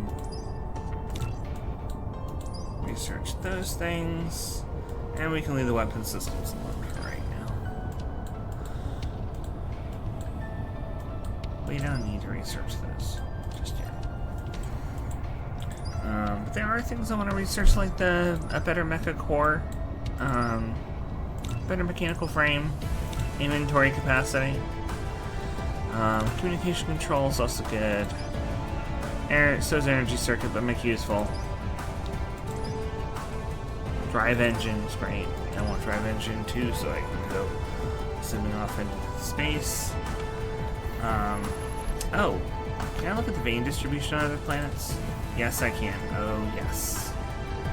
Alright, so on our tidal locking planet, there's an absolute ton of silicon ore.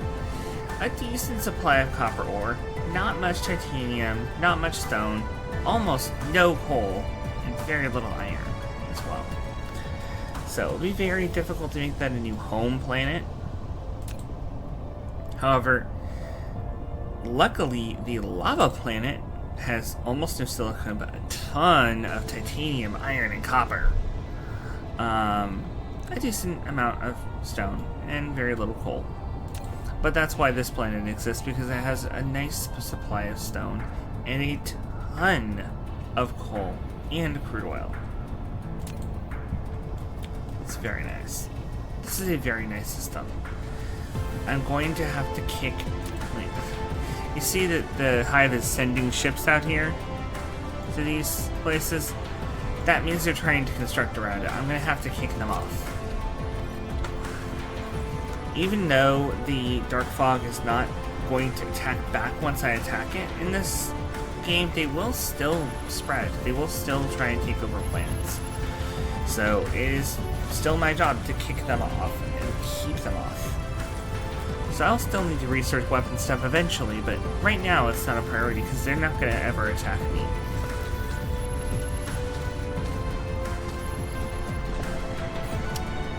So I'm going to put one of these here. Start offloading some iron into it because I need to have iron to put in here.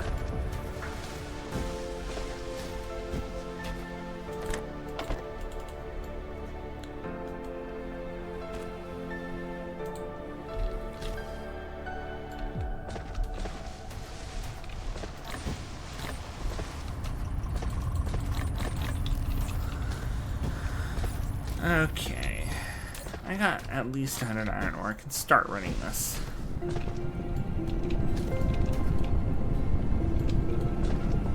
See, this is much faster. So if I had like constant iron ore flooding into that, it would just be making so many of these so fast. I would never have to worry about running out. And that's the goal of the factory game. Automate everything to the nth degree.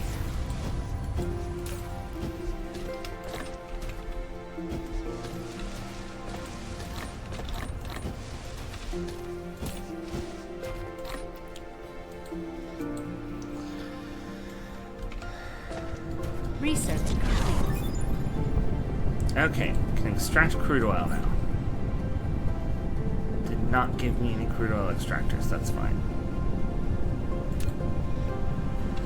I can't make them yet because I don't have anything making steel.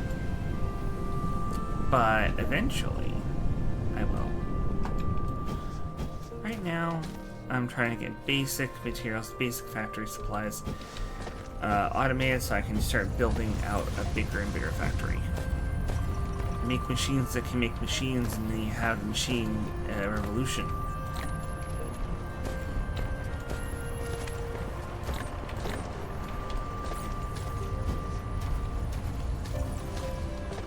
That's what we need on this planet, is the machine revolution.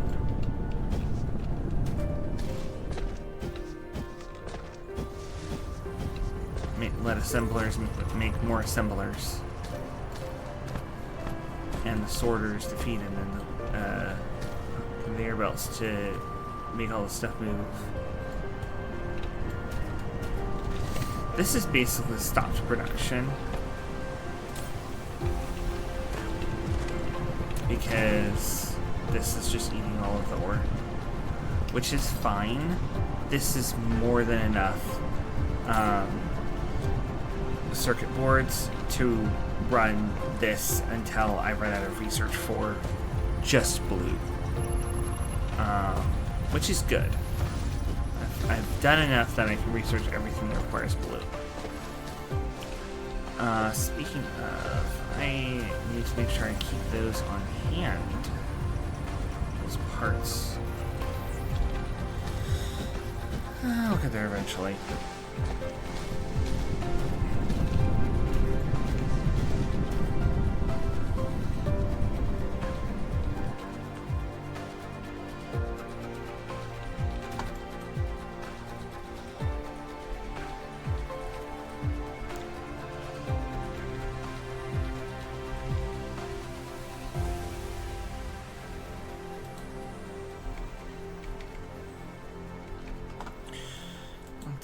here.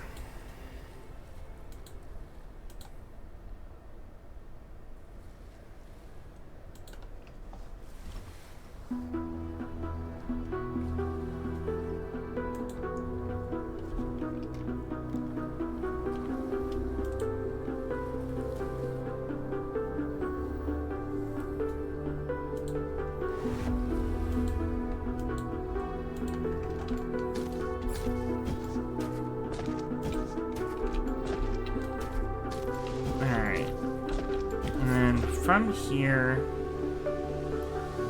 I want to make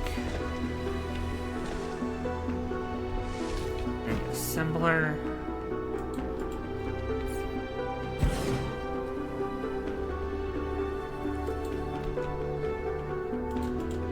That makes gears.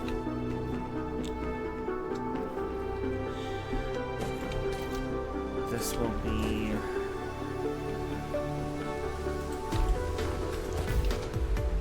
require iron into gear.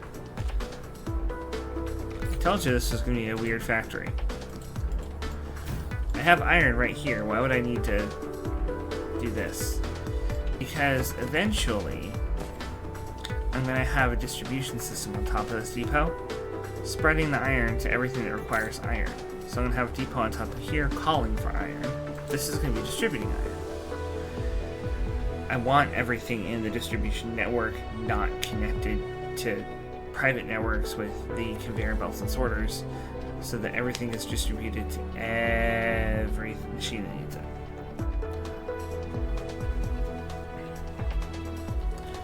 Putting everything on the network like that will help get everything distributed evenly.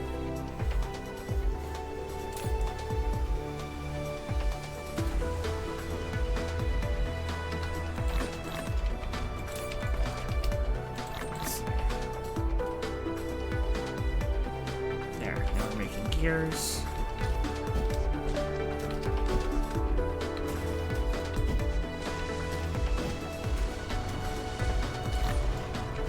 Got the iron ore over here. But I want to make a new system.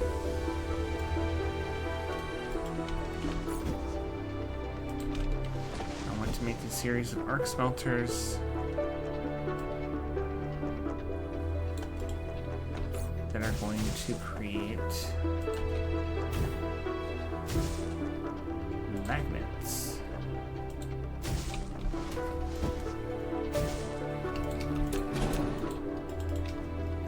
That's so much easier to replace something than in Satisfactory.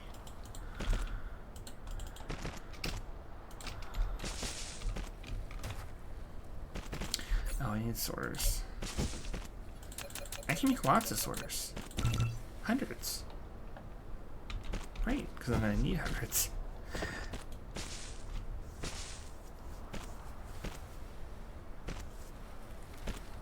You might notice I'm getting soil pile over here. This is used when you're trying to fill things in the world, like either fill in holes that the Dark Fog dug, or fill in water that you need to fill up in order to build on it. There's actually an achievement for making an entire water world. No,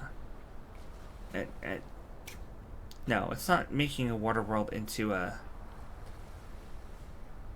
buildable land. It's covering an entire planet regardless of what type in Foundation.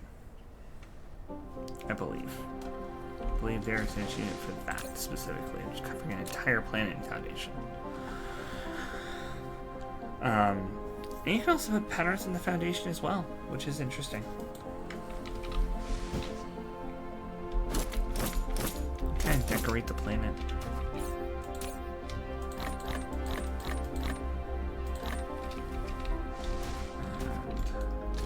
And let's put one more in here. Oh, no, I just want to keep that.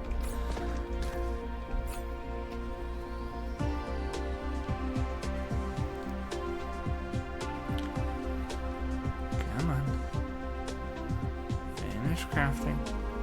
can do it. I'm trying to get the factory up and running, so I'll have to wait on this. Okay.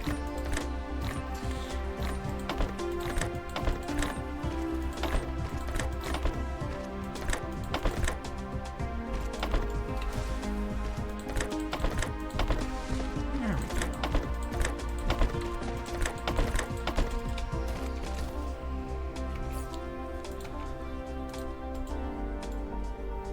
Power tower there. Now we're making the magnets in an automated way. Now that I've done that, I want to make a process for making electromagnets.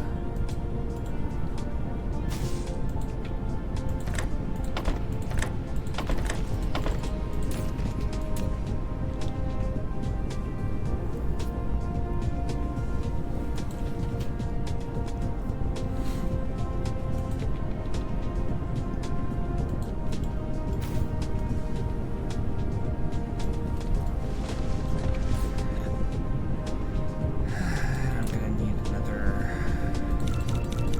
4 arc smelters to make 5 copper smelters.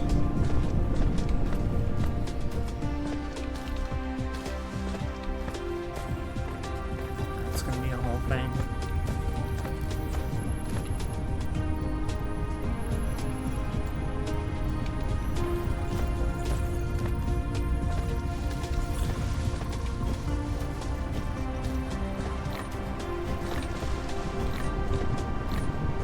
Oh, I need those as well.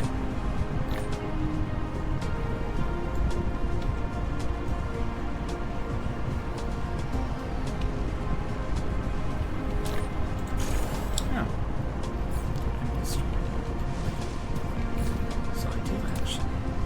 I thought my count was off.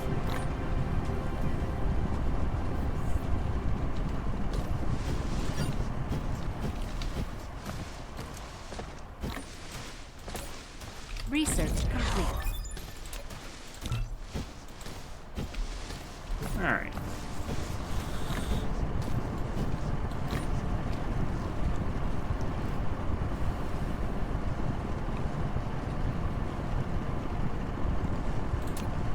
Give me one more arc smelter because I got a thing to do. Bump down an arc smelter here. Make it do stone.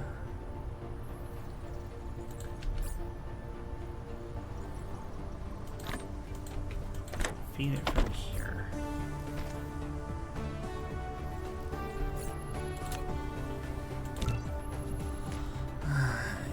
Yeah.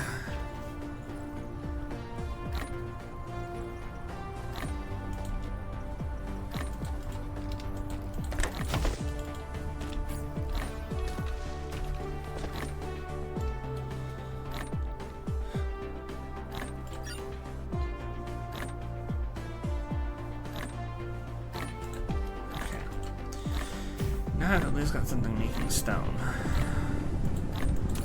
You can also set filters so that it won't pull anything Replication you don't complete. want it to pull.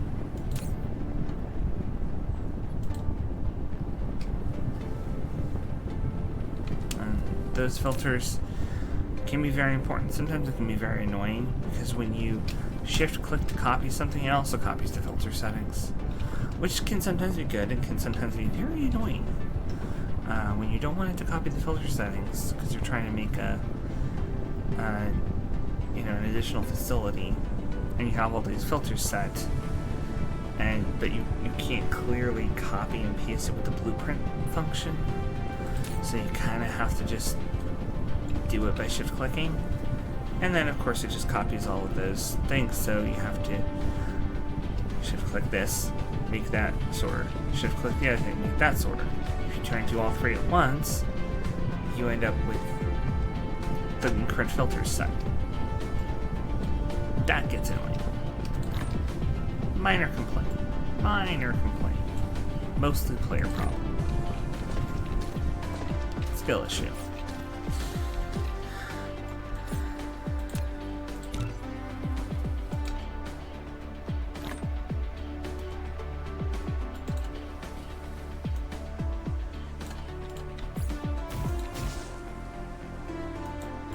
There we go. And we need a chest here and a chest here. And we need a belt here, a belt here, and some of these.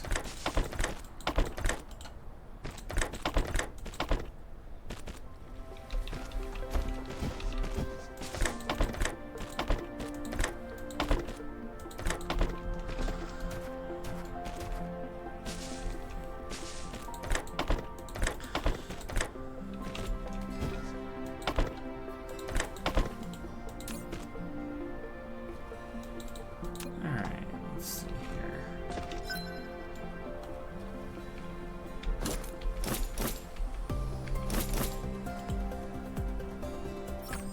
The production facility has stopped running. If it's not due to a power failure, check if Yeah.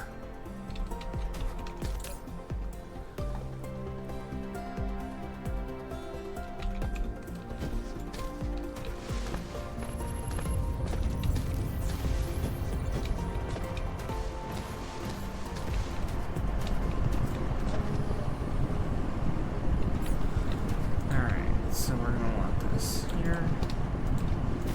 I want to offload this here.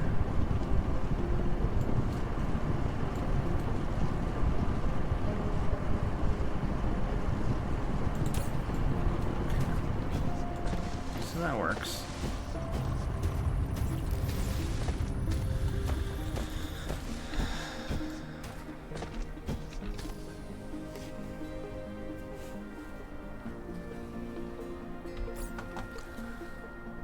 Let's see, we've got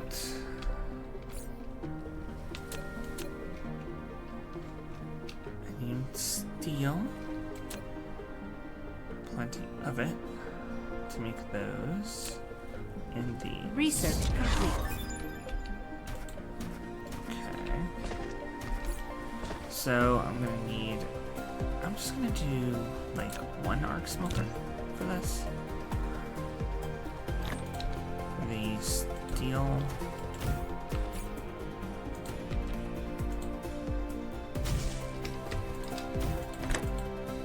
Too close, huh? Yeah, it needs room. I can't fit it in the space that small.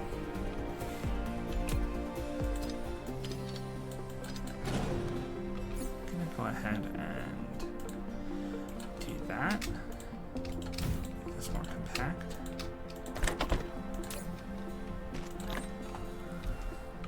Then I can do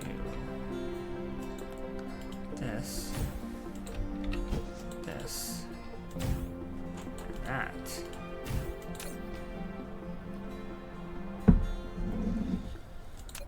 And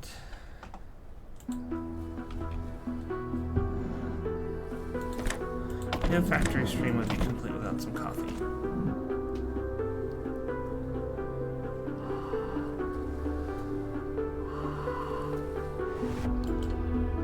Which is quite hot right now.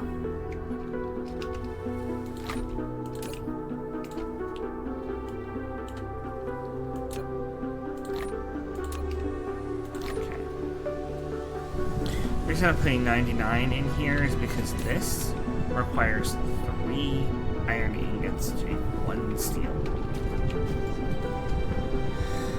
I don't know why, because iron into steel is not just like a bunch of iron condensed into steel, it's actually iron with carbon added. But okay, if that's how you want to make it work.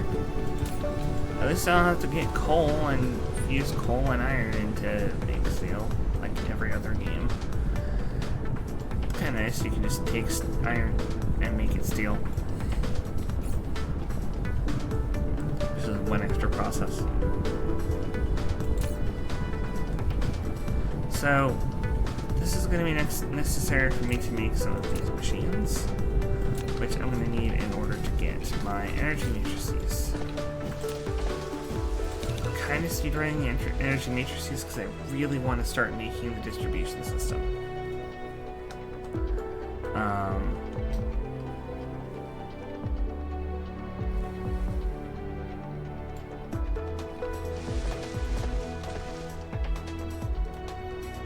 There we go.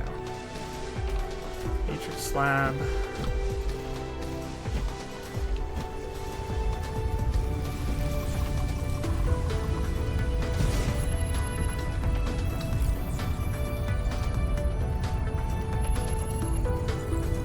Replication complete. There.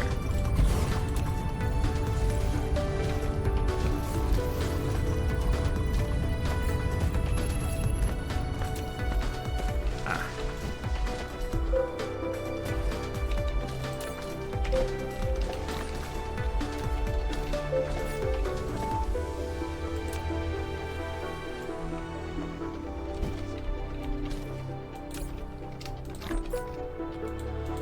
Alright.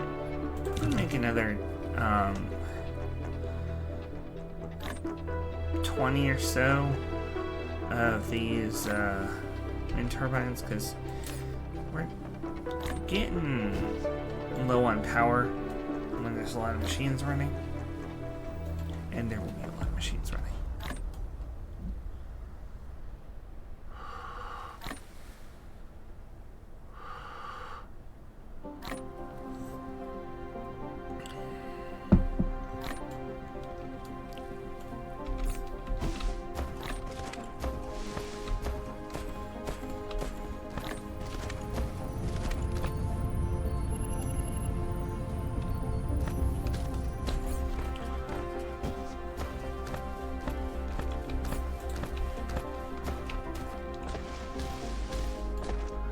Let's see, where should I put these?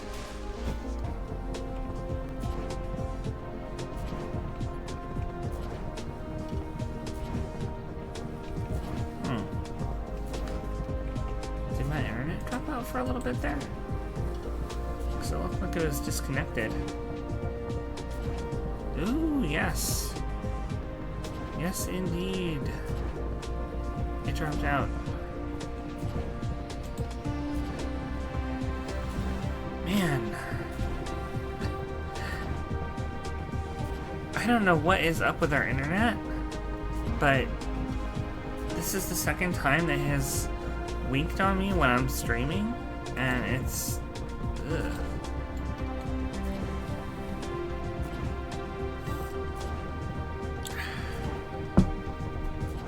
Okay, so my internet is being on the fritz. This is not ideal. I don't know why this has started becoming a problem.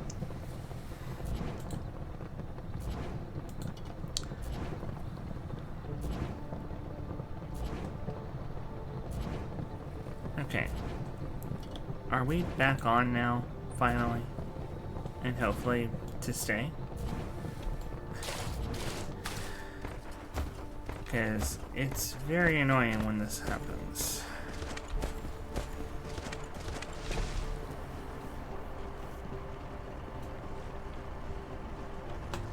I'm gonna write this down.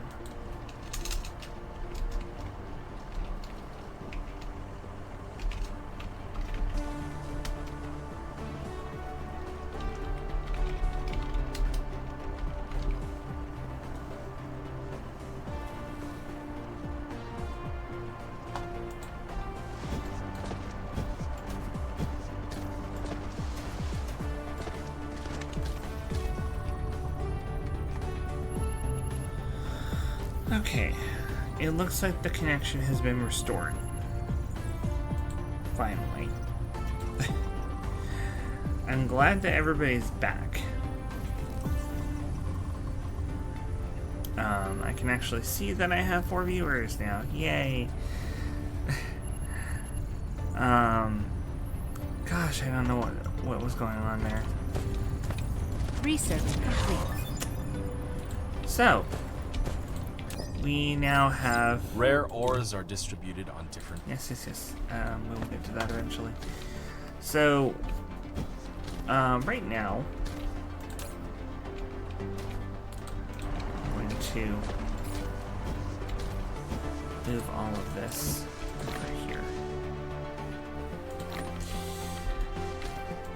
That is one thing about the depot, is you can actually just pick this up and then shift click to pick up all of the stuff of the same kind in the depot, and then you can dump it in another depot, which is very convenient.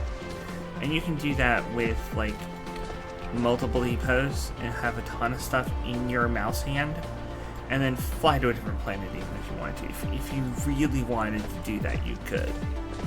It is a thing you can do in the game. It is very weird and very cheesy and very kind of cheaty, but you can do it. It is possible. But those these, so I can start manual research. And I'm gonna need 60 of these electric motors. I can't even make 60 of them right now.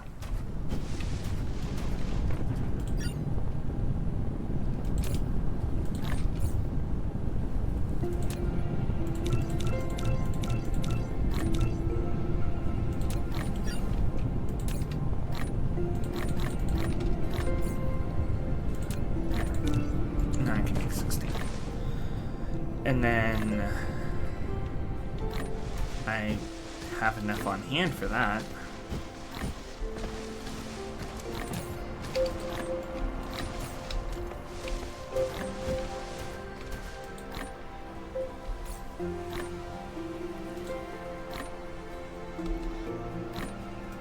Let's see. Upgrade complete. There we go. Mecha Core level 1. What the Mecha Core upgrade does is it increases your maximum core energy, your mecha's durability, and the range of your laser weapon, which is the only thing that you have that doesn't consume ammunition, and can fight off the Dark Fog.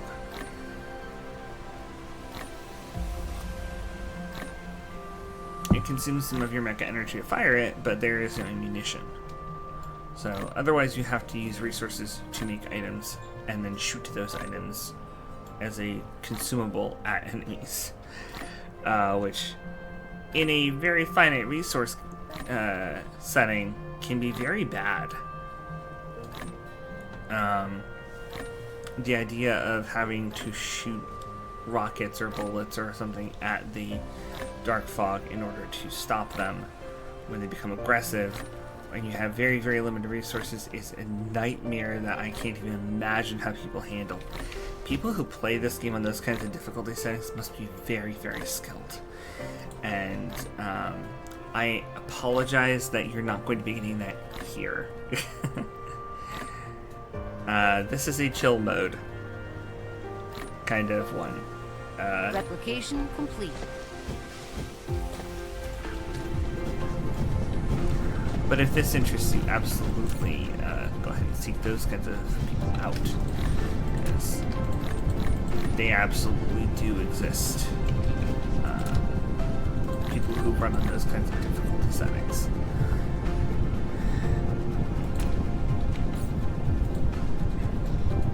Alright, I'm going to need 120 steel. I do not have 120 steel. Upgrade. Now this upgrade, the mechanical frame, it increases the mecha's base movement speed by 1 meter per second. It doesn't seem like a very big improvement. It is a nice improvement. The next upgrades, it's like +1, +1, +1, +1, and then eventually +2. When you get to level 8, it's +2 as well. This is not an infinite upgrade, but once you add all those together, like, you can notice an improvement with just +1 meter per second. Now multiply that by 1, 2, 3, 4, 5, 6, 7, 8, 9. Yeah, That becomes a lot more movement speed, a lot more quickly than you'd think.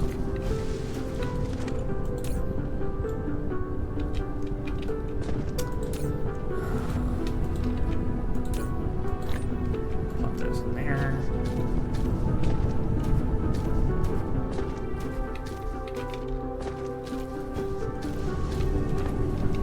There's something about this. I do need to, in order to get maximum output, even on the slowest belt.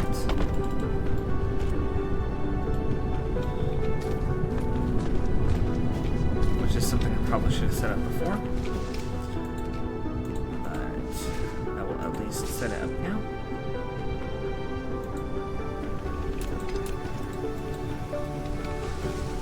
And this is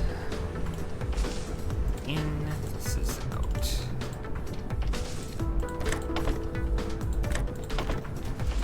In, out.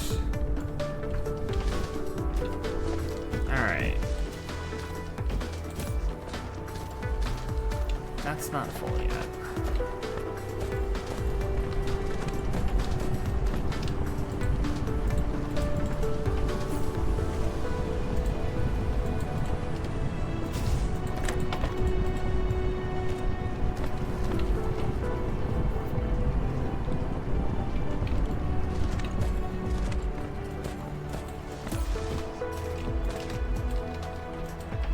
Scrap all of these. Plop them in here.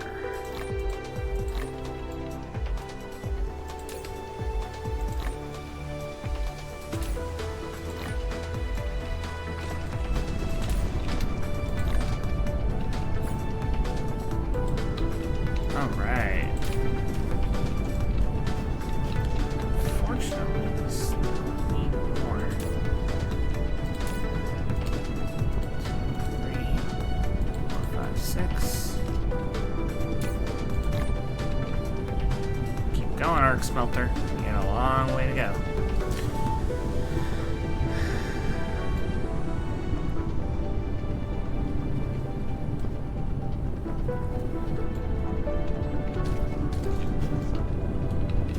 So, what am I going to do with the rest of these assemblers, you may ask?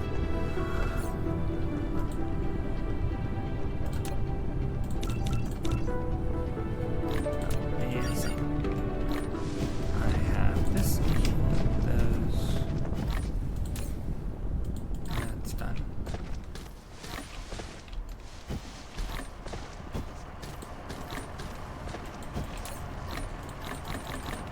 Replication complete.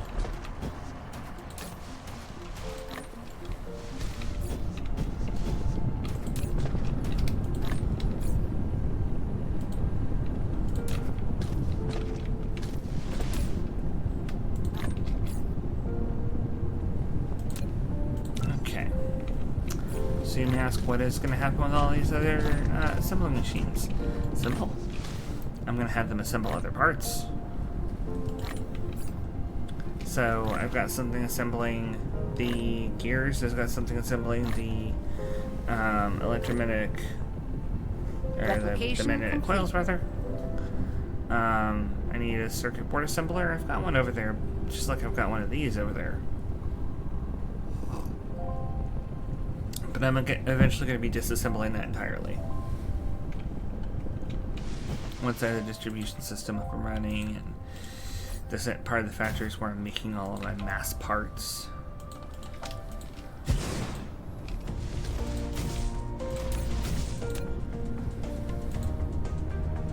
Alright, so this is going to require... It's going to require me to do this, because I need more sorters.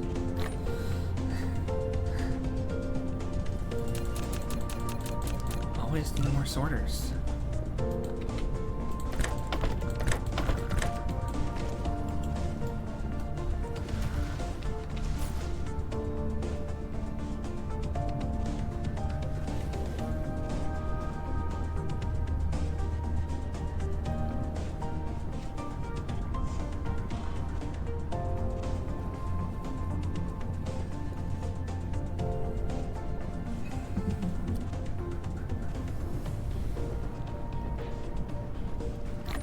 There we go.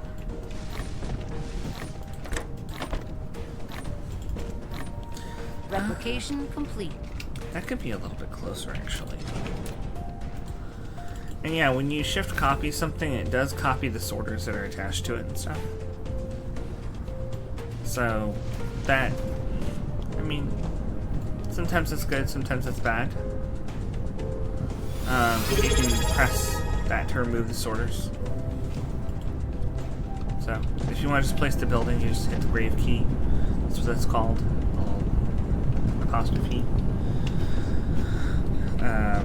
Apostrophe tilde. They just should call that grave. But basically, you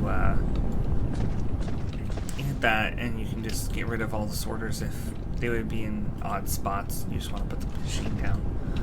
Like, for example, if I wanted to put this down here. Remove those. Your vein is almost depleted. Ore reserves. Yeah, I know. It sucks, but one of the veins is almost depleted. I am going to need electric motors. Let's smither 2 into 1. So I actually could just copy and paste these at least.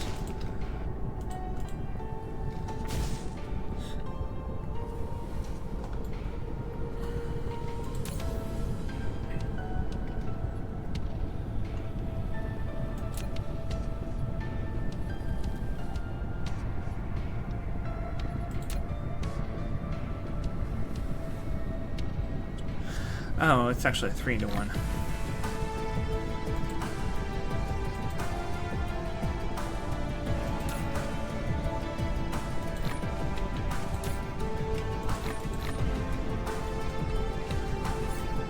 So I need one more of these.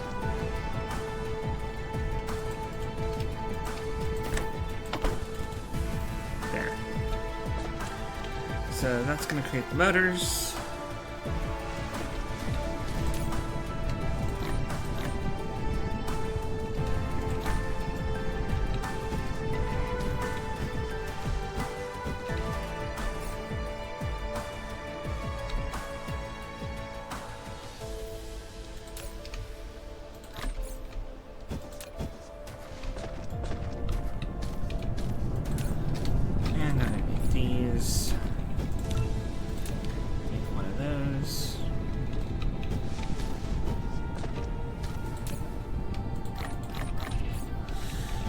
Okay. Stone smelts into glass as well, and glass is necessary for the plasma exciters. So I do need to make sure I keep, I eventually get some stone smelting into glass.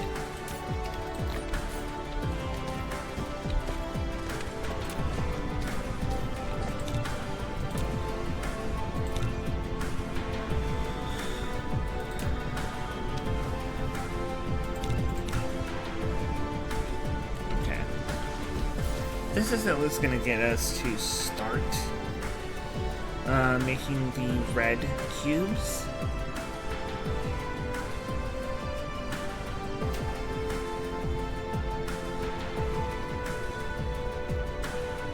When we get back from the incoming break, we'll be able to see it in action, hopefully.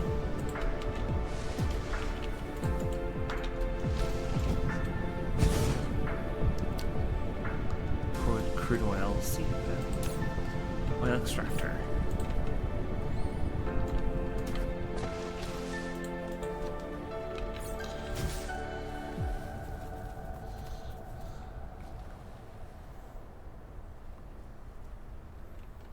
Upgrade complete.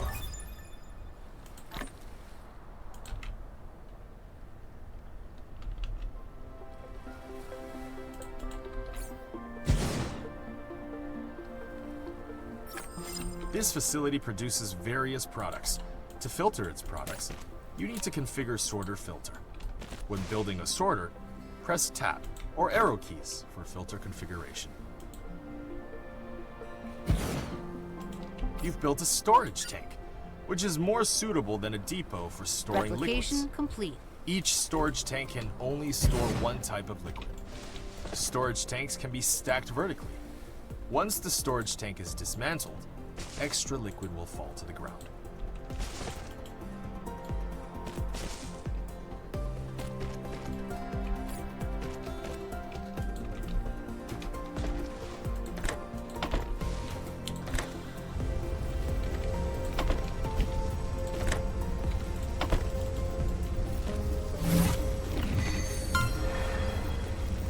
Alright, blood encapsulation.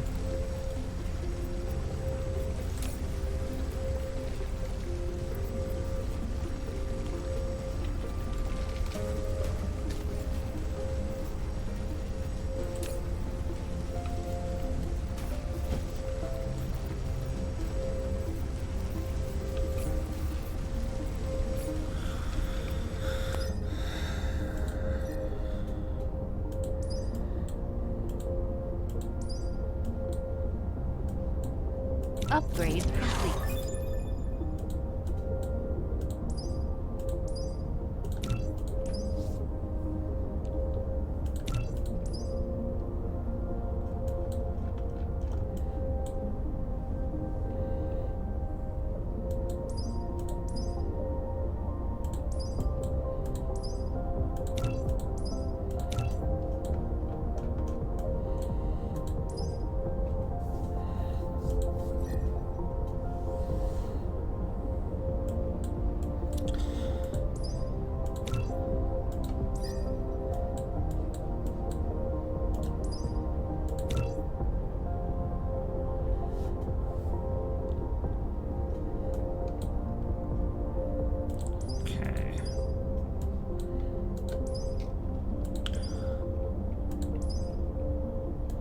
It's 800.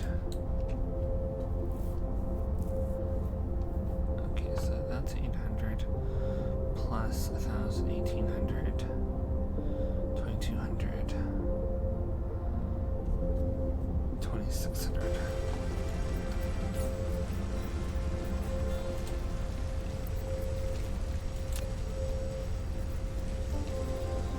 Okay, so we're gonna need 5,200 energy, or 5,200 hydrogen for our energy matrices.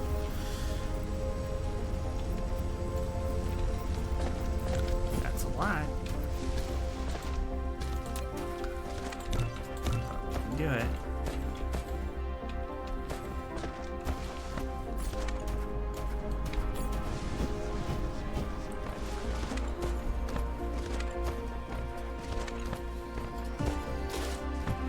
Okay, so I've calculated that we're gonna need, oh, hey, Vox! Thank you so much for the sub!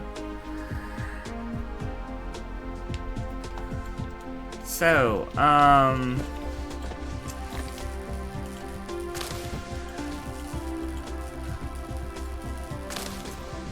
so we have, oil being made, and that is being split into, that's being split into sulfur, no, not sulfuric acid, where is it?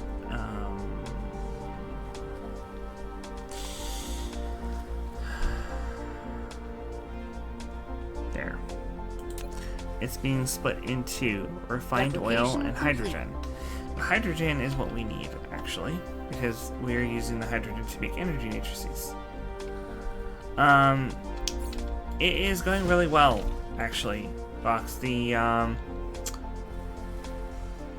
I've just started getting the parts I need together to make energy matrices, which are the red orbs, or not red orbs, red cubes.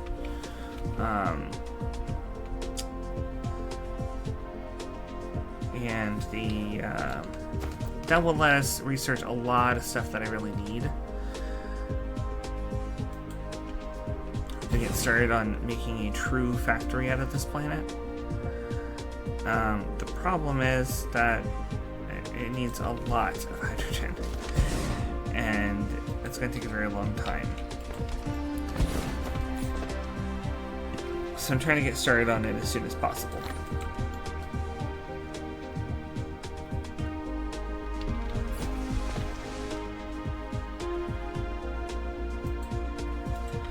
Okay.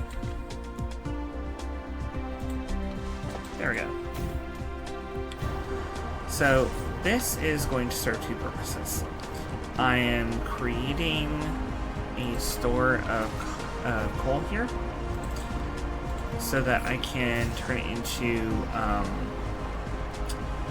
a proliferator, and so that I can make it into one of the two things that I'm going to need: energetic graphite. That gets turned into energy matrices, along with an equal amount of hydrogen. So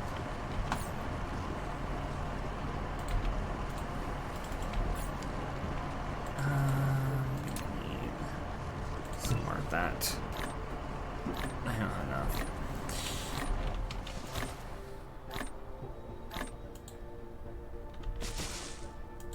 There we go.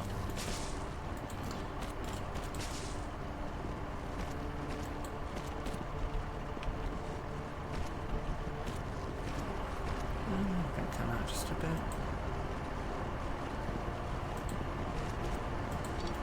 And kind of stick one into another. The conveyor belts do automatically join up with each other, which is very nice.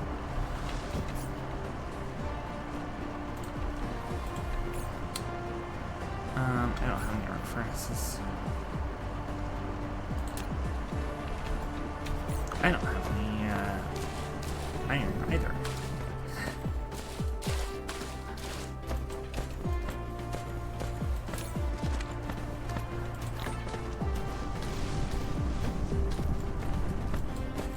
Let's go ahead and fill this thing up.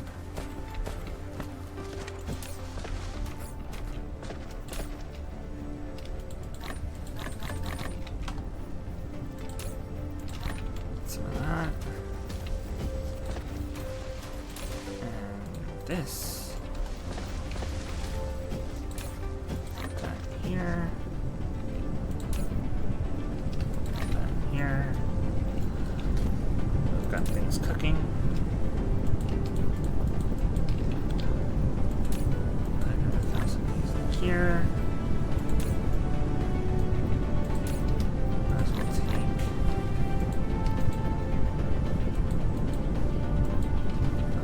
this, put them in here. Start really filling up these machines that are making all our parts to make all our parts to make all our things. And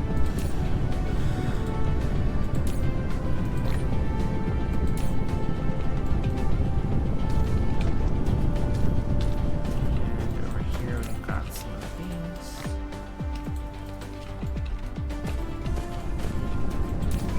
There we go.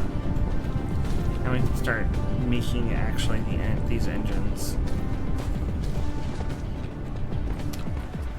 So I've got my one oil extractor here working and my one oil refinery working.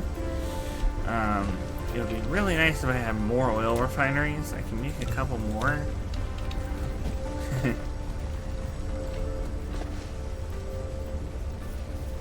Because this goes very, very slow. I've got 124 hydrogen. I'm going to need 5,200 to make all of the energy matrices I'm going to need before I get the distribution system.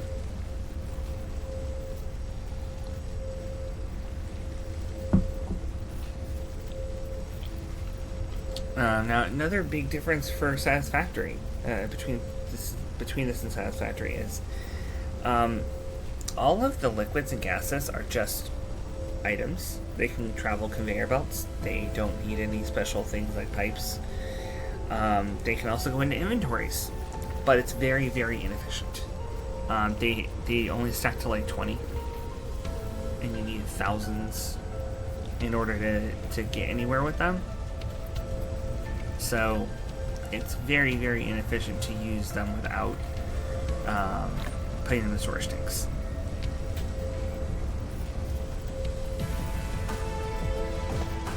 You don't want to store them in a chest like a depot. Unless you have to. And carrying them around in your inventory, you get completely full. Very, very quick. Very, very quick.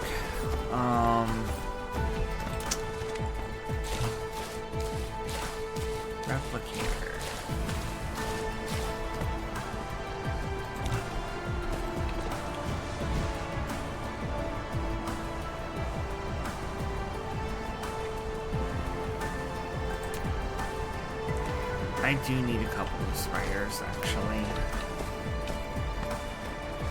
Of course, that requires me to use some of my precious silicone, which I don't have very much of. Where did I put it? Right here. Ugh. 16? I got really unlucky. Usually I find more than that in the random rocks Replication complete. laying around. That's barely anything.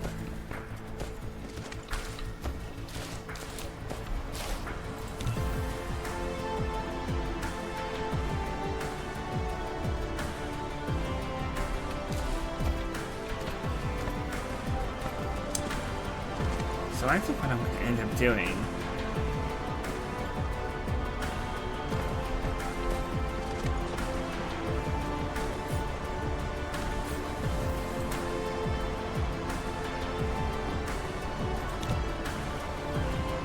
I know what I'm going to do.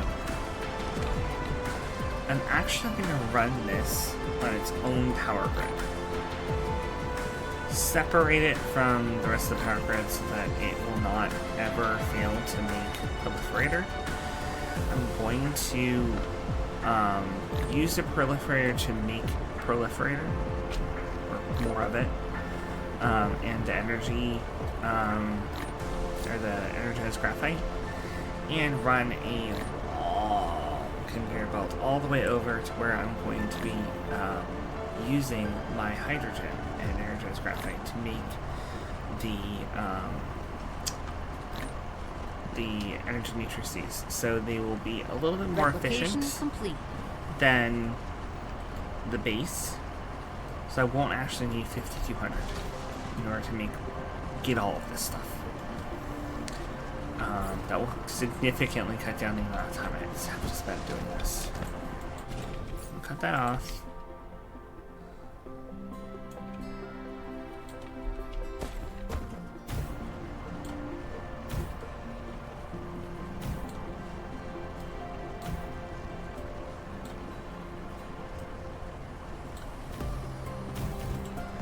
And that'll be all the wind turbines.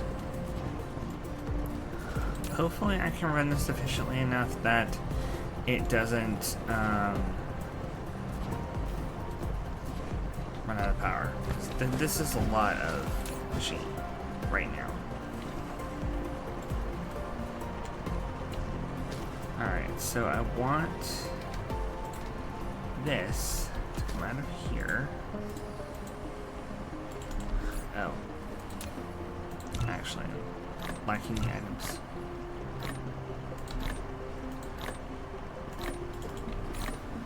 I want this to go through the proliferator. Yep, no, there. Here. It needs room for the sorter to place it right there. Replication complete. I'm also going to go ahead and just handcraft a little bit of proliferator to get things kick-started.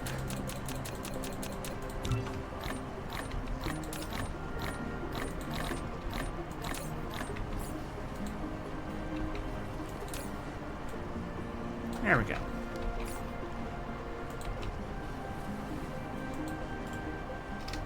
Now it's going to get picked up by this. And then go off to another one. This one is going to be making proliferator. This one is going to be making energized graphite. Oh, that's the wrong thing. I need an arc smelter for that. Because you're smelting coal. There we go. Now this is going to feed back into itself.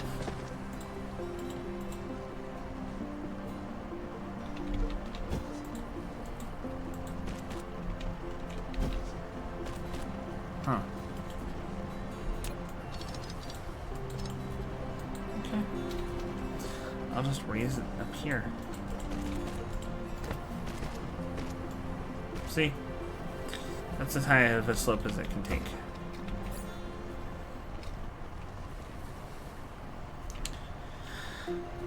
Let's see.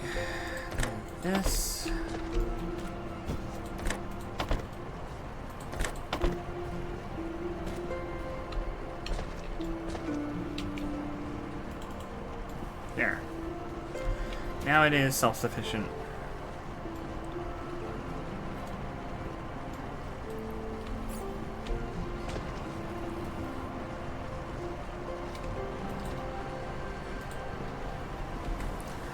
I'll need the proliferator to eventually go all the way over here to where my research stations are. Where is that? There we go. Right there. That's a long way, but at least it's closer than it could be.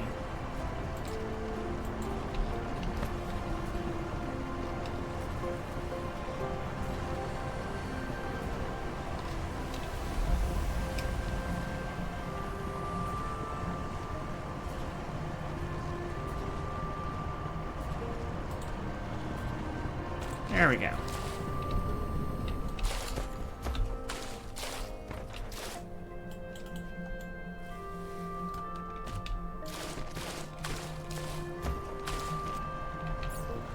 And I'm gonna need a lot more conveyor belt for that.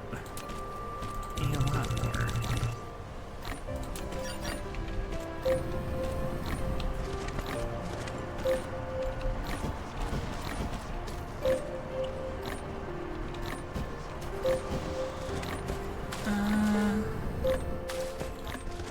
Better go charge up.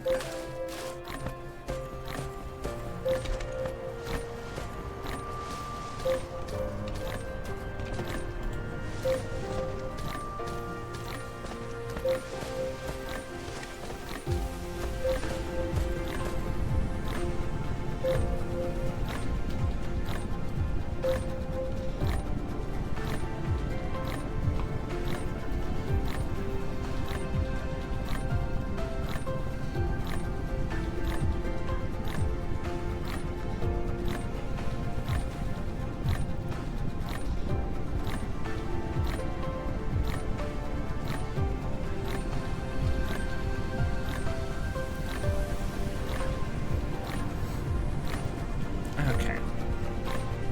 Replication complete. There we go. Application complete on those. Almost fully charged.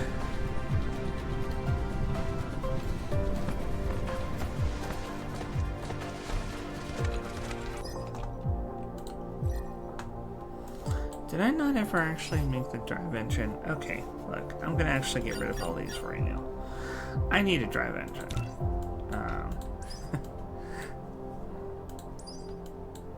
Because that unlocks Mecha Flight, and I also need an energy circuit, which increases my the amount of energy I can recover from fuel.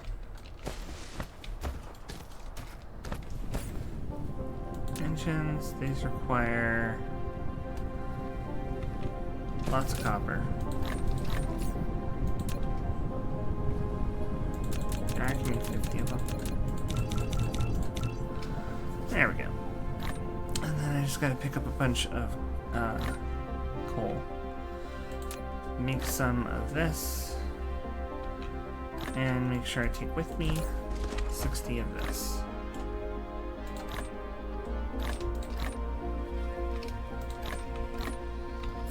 Alright.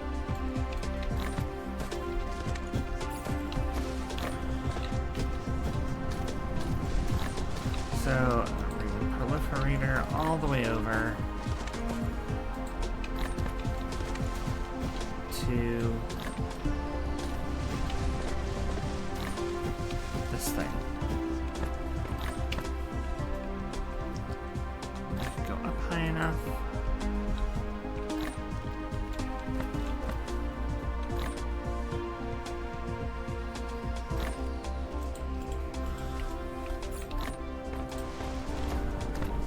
I need more steel for the spray coater.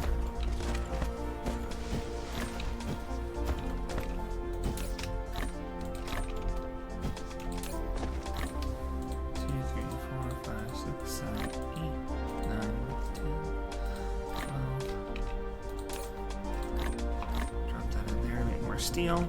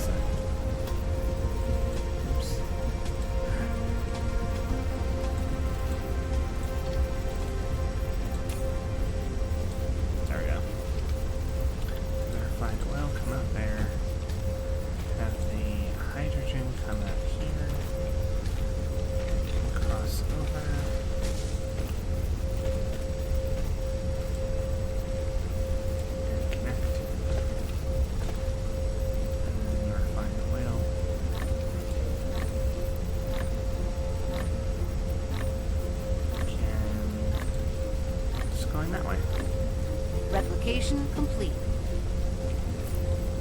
Okay, good.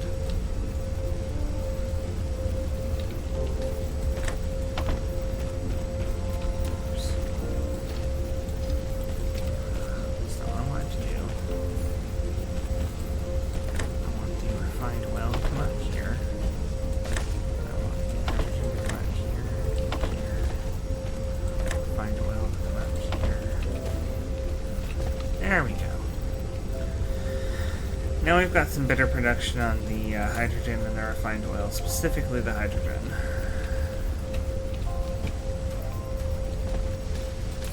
This is going to require hydrogen and energetic graphite. And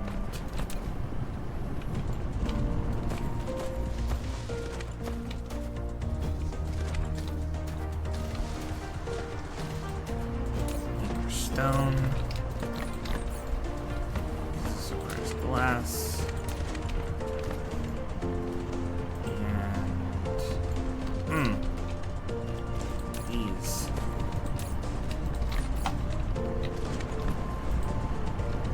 Okay. So now I can make a spray coater. Just the one, unfortunately. I'm gonna need a second one of those. I need a second one of those.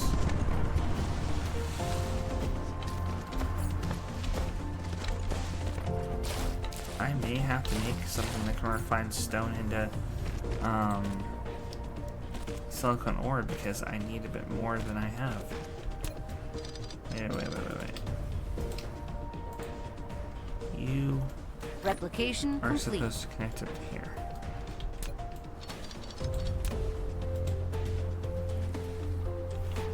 There.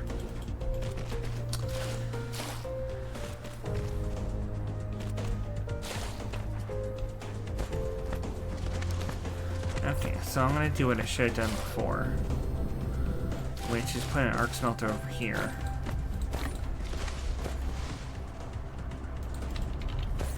And a depot.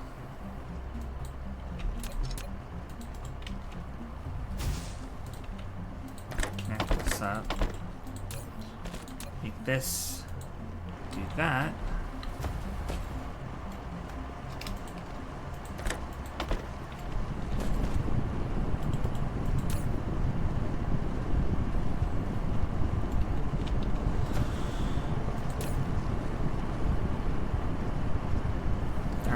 That will help. In order to make another spray coater, I would need 2 more of these, each one of which requires 2 silicone bars.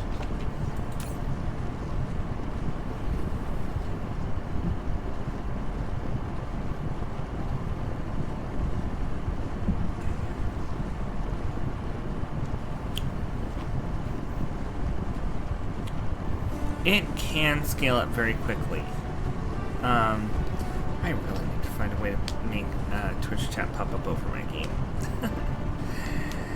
Because I get so focused and I completely forget.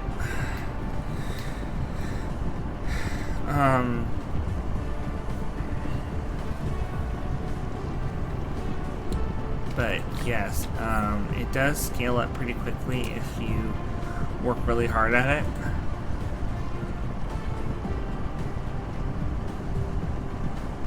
Oh, each of the bars requires 2 more. That's why this, that's why it's not working. There we go.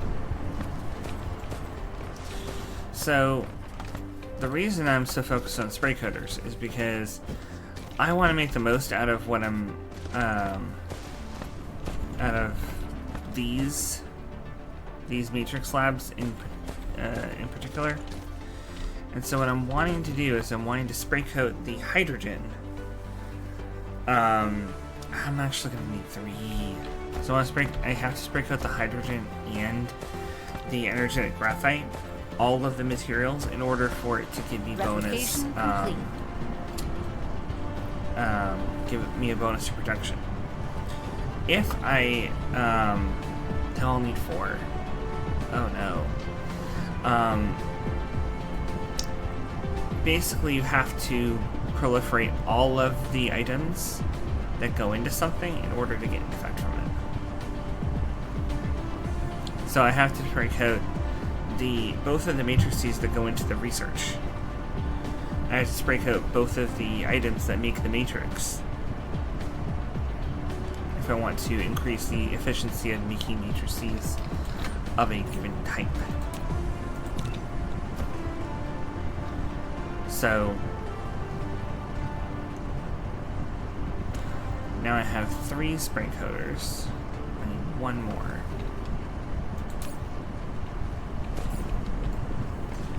And that will allow me to increase the efficiency of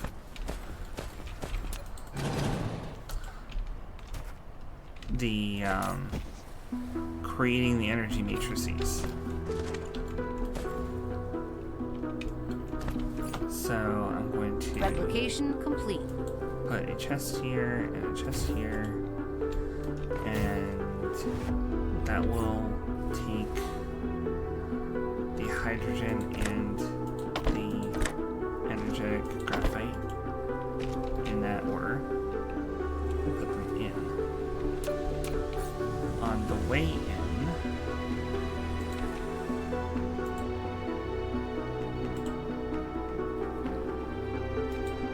I need a run up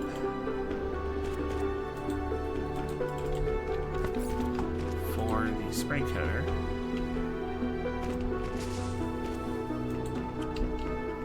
There. Does work, I think. Yes.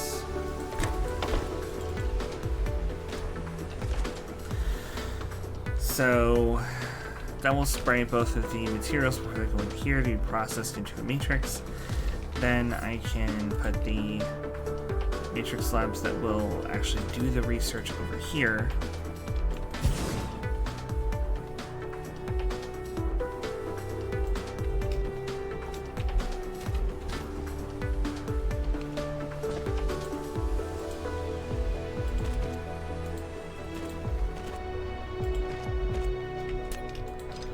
No, I want that to go this way.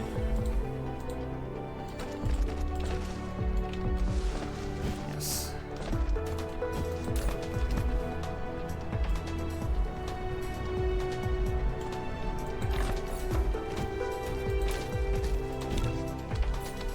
All right.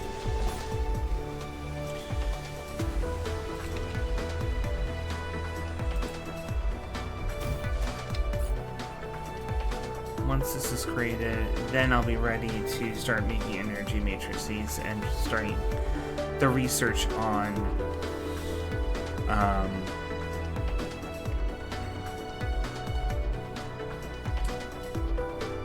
starting the research that I need to do. Replication go. complete. Now I need to pull this through here.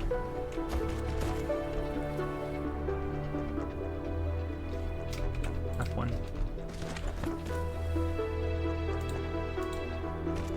There. And thread it through these two.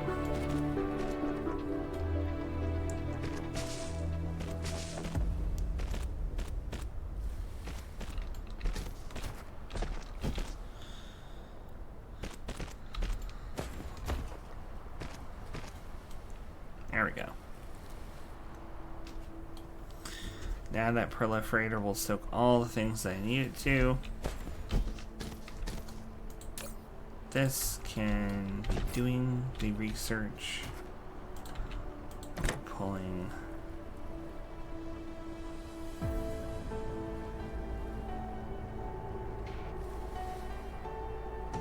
Come on. There we go. Alright, the other one.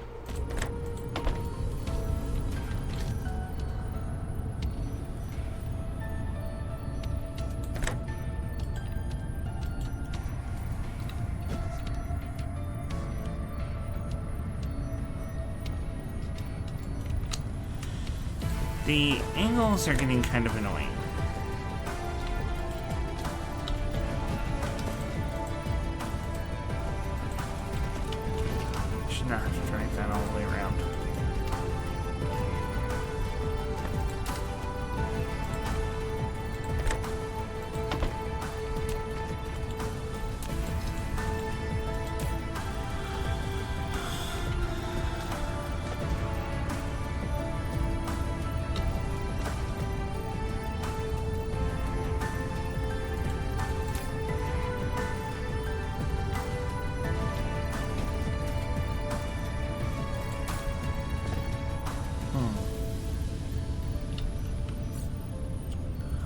I guess I'll just keep those in my inventory for now. Let's try to figure out a way to put them back on the belt.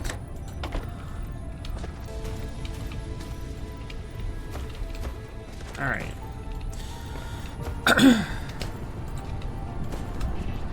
So, let's finish this manual research. I need a bunch of that.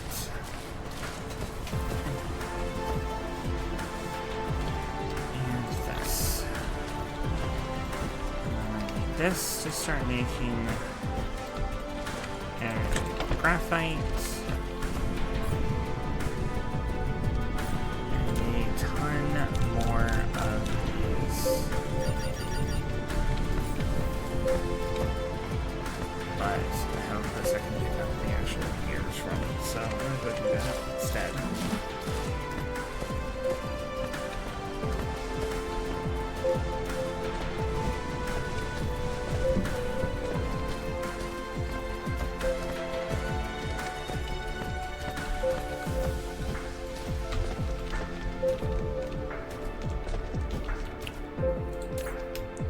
There we go.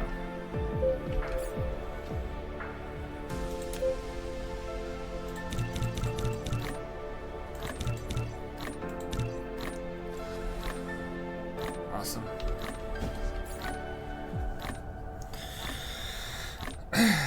Making boatloads of conveyor belt.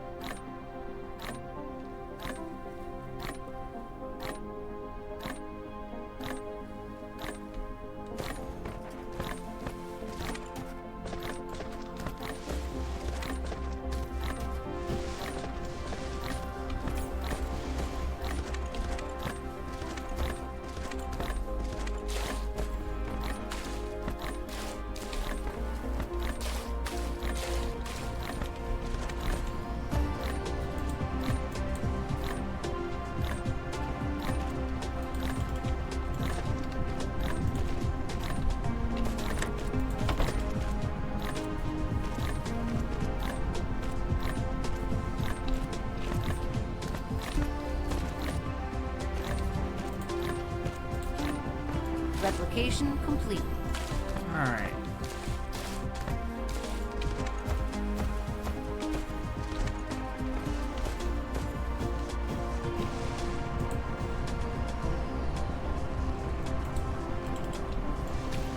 Alright, that's got it.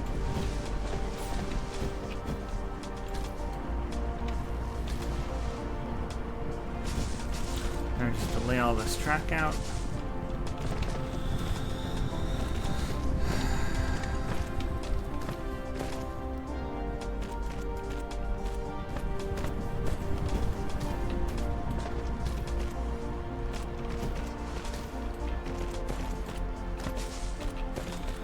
The closer they are to me, the faster they move. Well, actual speed doesn't go up, but they don't have far to go to pick up the items that they need to place. So they work faster.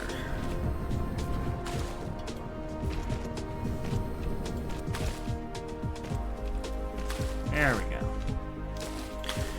So now this will go get sprayed with proliferator over here. Looks like my power grid is sufficient for now. Let's keep it that way. Don't want stuff to get missed with the proliferator because if it does, then it won't, like, that craft will not count towards bonus. And I want as many bonus products as possible.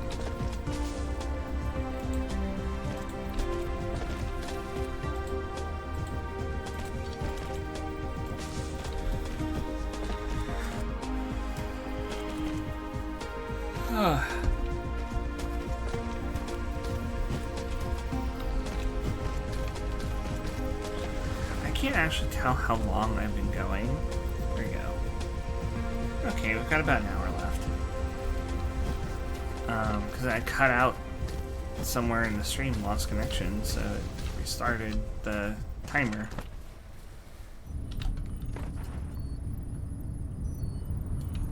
Okay.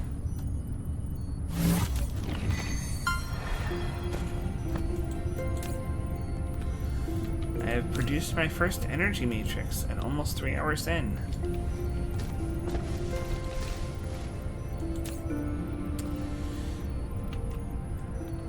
Upgrade complete. Okay.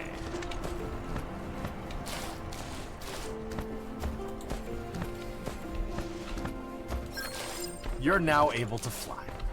Press space twice to lift off, and then press the direction keys to move the mecha. In flight mode, mecha speed is boosted by 150%, and energy consumption is increased. Press Alt to land the mecha.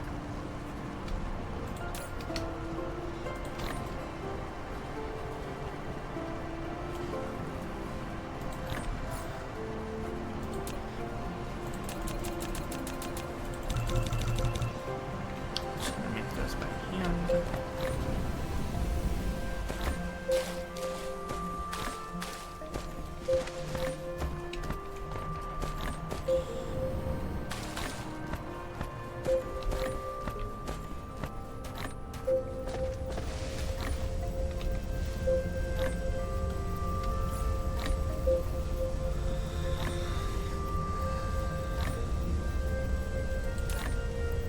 Okay, good.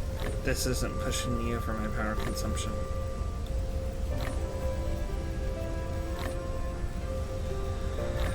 It might do if the labs were going, so I might have to be careful about that and use solid fuel to refuel myself.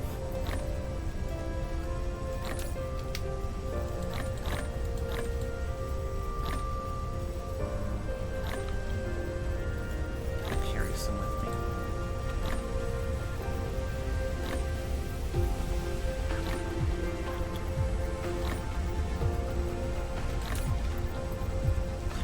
So you can see down here, the proliferator effect says 12.5% extra products.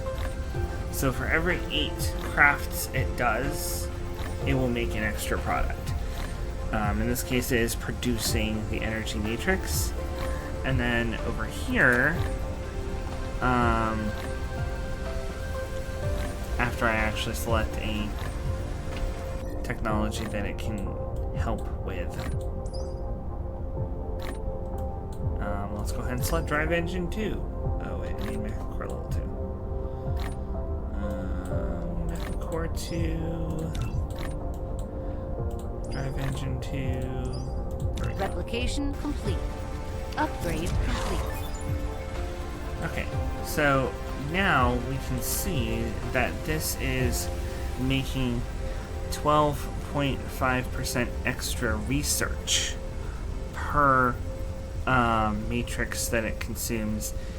This only happens if both are proliferator boosted, and it will only happen at the lower level. This is one little arrow. It can go up to 3. There's Mark 2 and Mark 3 proliferator as well. So it will if one of those was Mark II proliferator sprayed, it will only go up as if they were both Mark 1.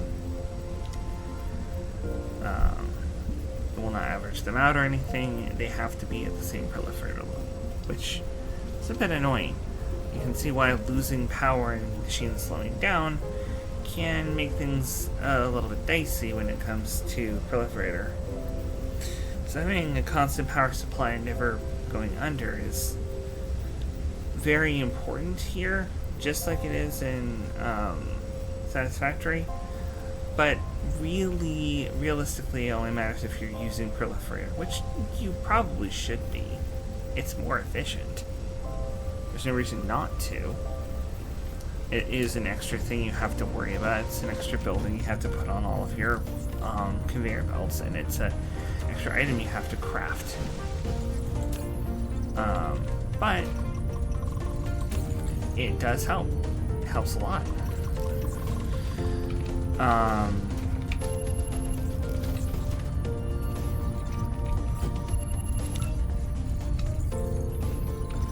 I could make this go a little bit faster if I needed another one of these.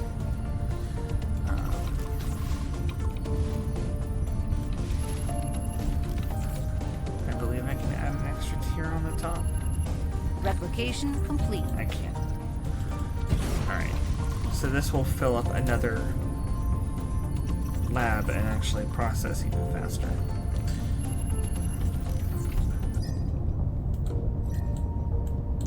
Let's add back in the things that I need to unlock in order to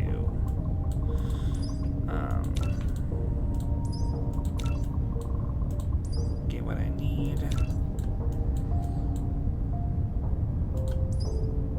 There we go. I do eventually want these as well.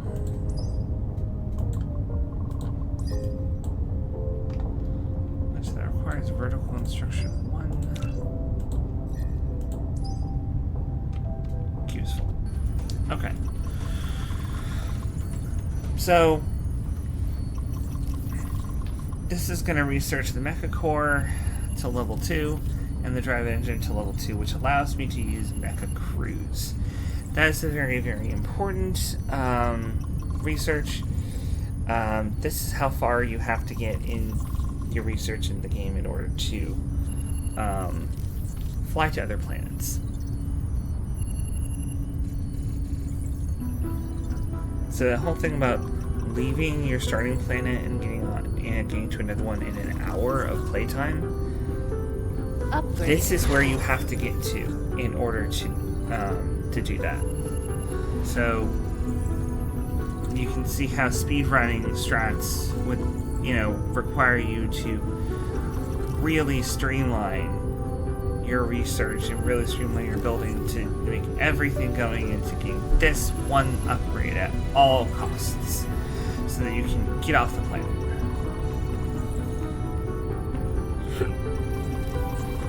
Excuse me.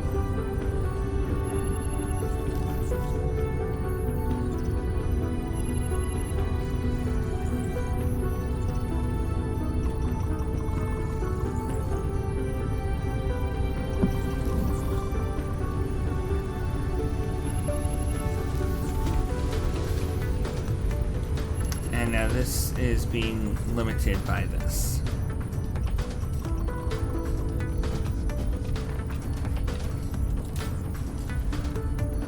So I really need to make another matrix slab and put it on top of this one.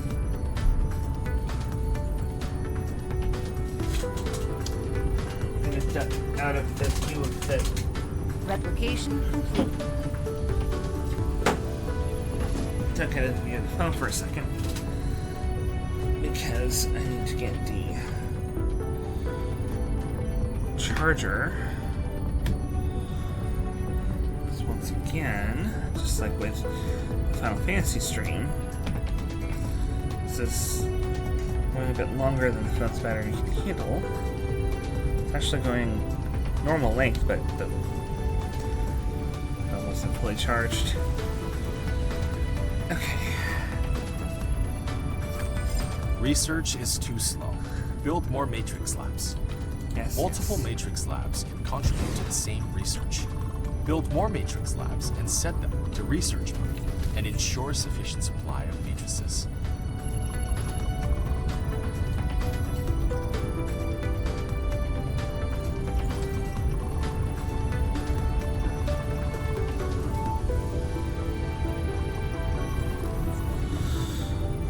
This is still pretty slow, unfortunately.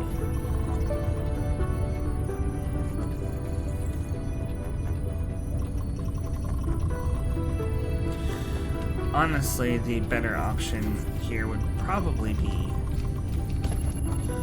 to divert them into a chest. And have that be hooked up.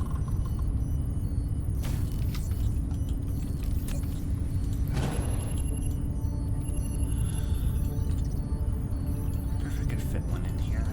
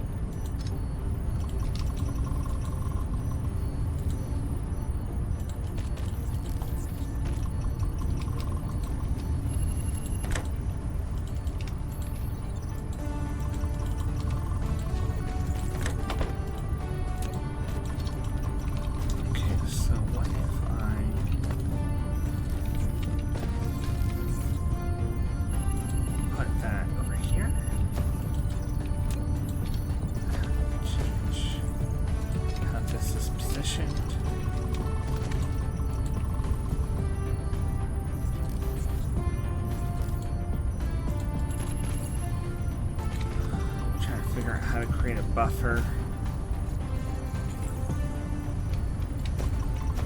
for my research cubes.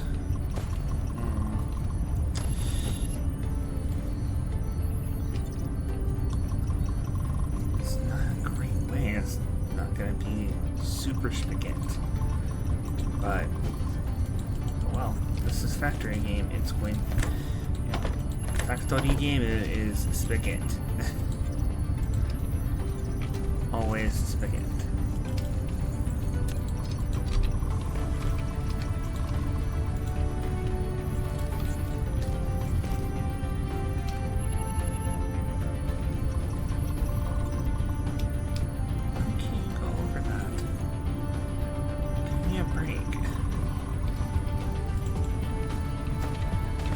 Upgrade complete.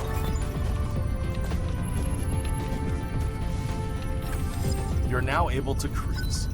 Press space twice to lift off and enter flight mode.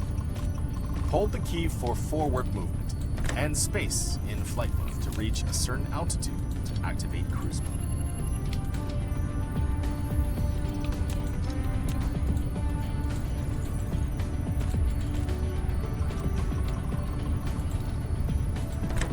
There we go.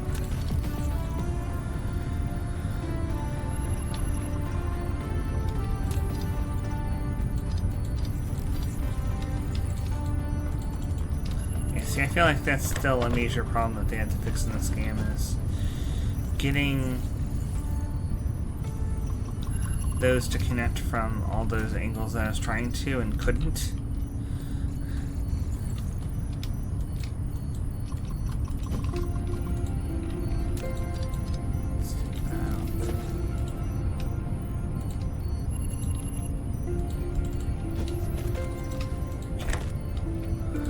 So now there's actually a depot holding on to this stuff before it goes in.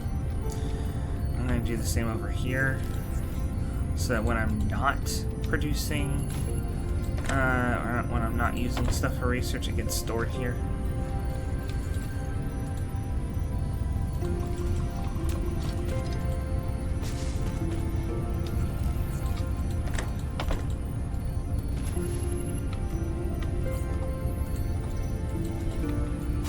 There we go. So it'll be stored here and then sent through the proliferator into the research facility. Alright. Are we ready to take off?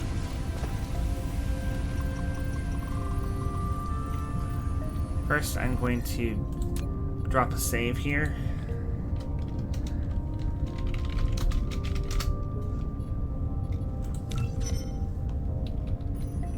Alright. Just in case something goes horribly wrong in space, as things can go horribly wrong in space. You may end up flying off into the middle of nowhere with when you're out of power and have no way of refueling, or landing, or maneuvering. It's happened before. So I save before I launch when I'm not carrying a lot of fuel on me. I'm not carrying a ton of fuel. Yeah, we definitely don't want to get lost in space. Flight mode. Cruise mode. In cruise mode, you can fly the mecha to different planets or planetary systems by following the arrows in space navigation. Hold Shift to accelerate, or S to slow down. You can also press Q, R, or hold the right mouse button to fly sideways.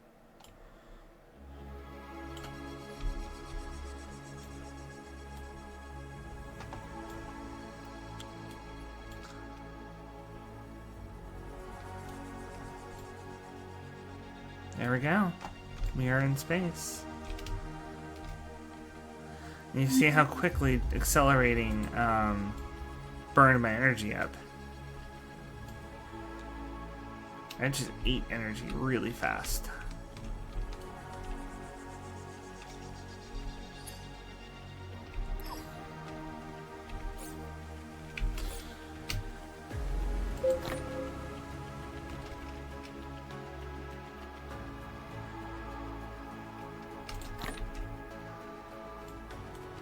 go.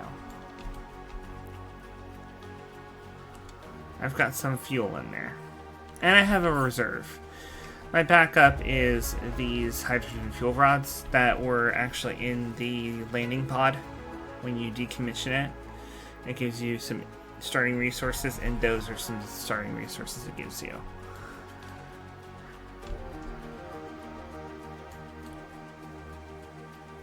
You can set an indicator, so it'll tell you exactly how far away you are from an astronomical object.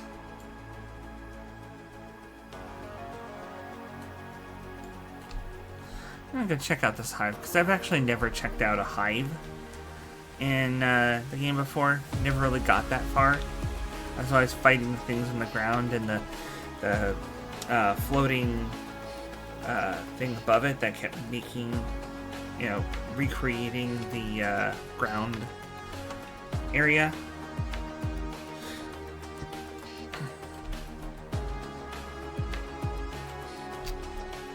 Okay, what is this like?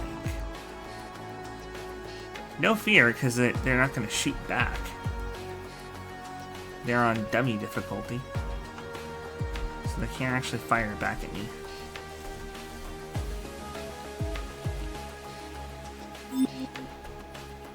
Hush. Ooh. Okay. Slowing down, slowing down. Wow. That's a lot of HP it's got.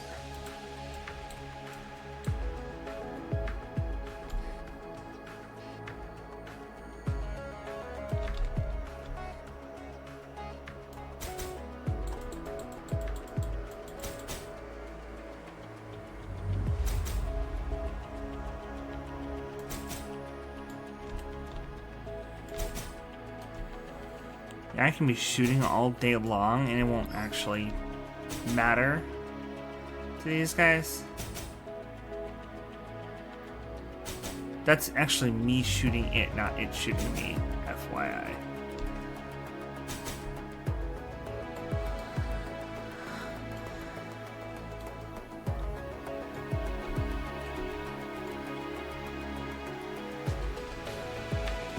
Go ahead and land on the, do I want to land on the nearer planet? Yeah, it's got some of all the resources, actually. I do want to land on the nearer planet.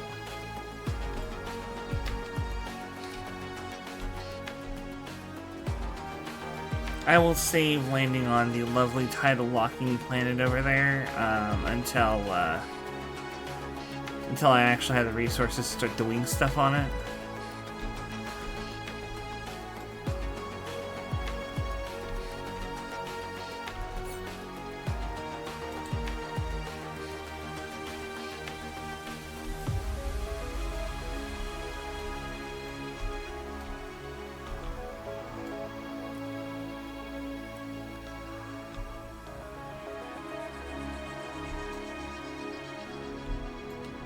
Slow down. Land. Cruise ended.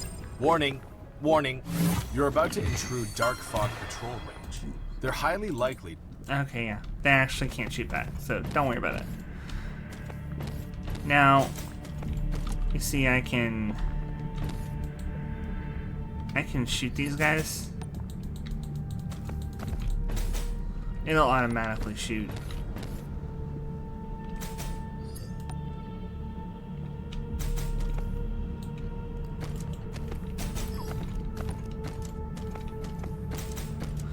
But it consumes energy to do that. Now, see, those relay stations up there, those are what I always have trouble breaking when I fight the dark fog. Let's see. Yeah, those silicon veins could almost not be further away from me if they tried. That sucks. Alright. And they've got 3 bases on this planet. They are really trying to take over here.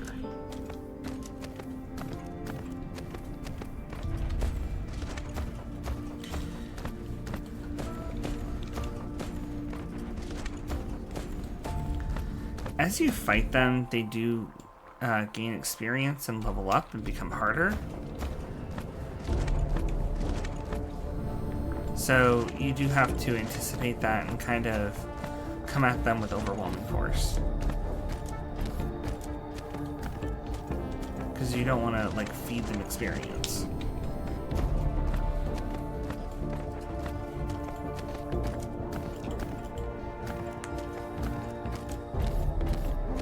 I'm mainly here to just grab some titanium and silicone. I want to grab as much silicone, especially as I can, because that is very important for solar power.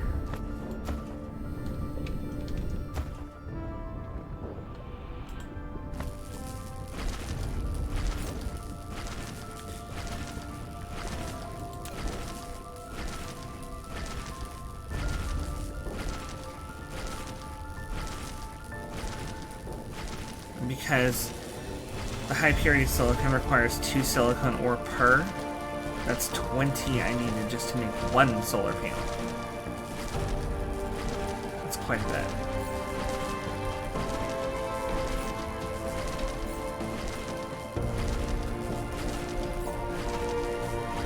I don't have any mine. I have miners. Okay, good.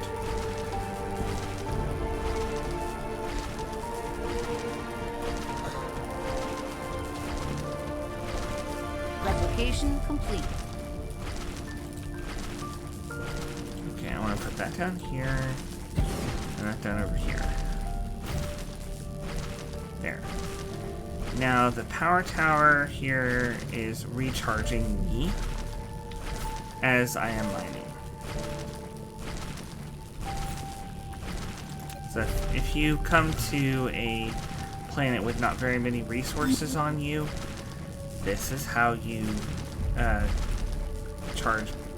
of recharge your resources and get enough energy and stuff to get off of the planet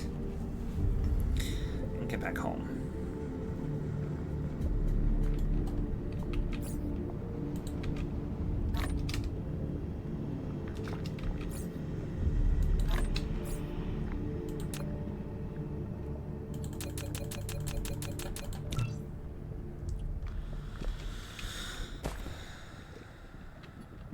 Stop telling me the research speed is too slow. I know that. I don't care. My research speed is not my main concern right now. My main concern is getting the silicon veins. The reason I came to this one is that the big dust bowl doesn't have any silicon at all, I think. No, sorry, that's the one that doesn't have any titanium at all. Very low. Replication complete. Still. This one was a heck of a lot closer.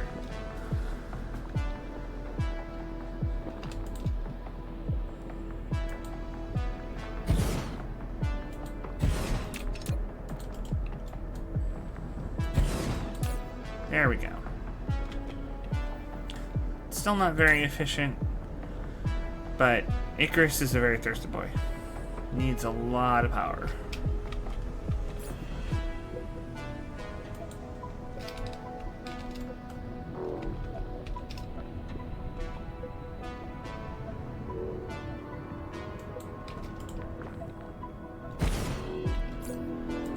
Plop that down and this down. And now it'll actually start mining for me. And I can start picking up stacks of resources. I can even put a few depots here, so that while I'm not on the planet, it'll be building these up so that I can pick them up later.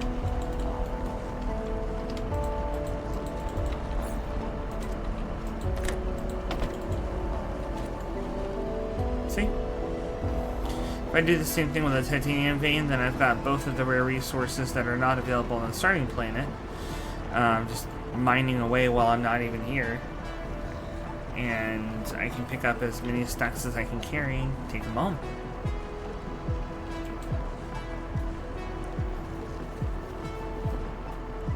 I think it's going to be mostly silicone though, because of the amount of silicone you need before you really get into titanium.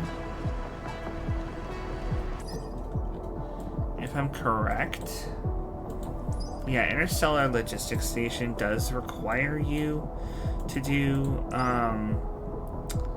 about 200 of these structure matrices, which require titanium crystals, which is organic crystals in titanium.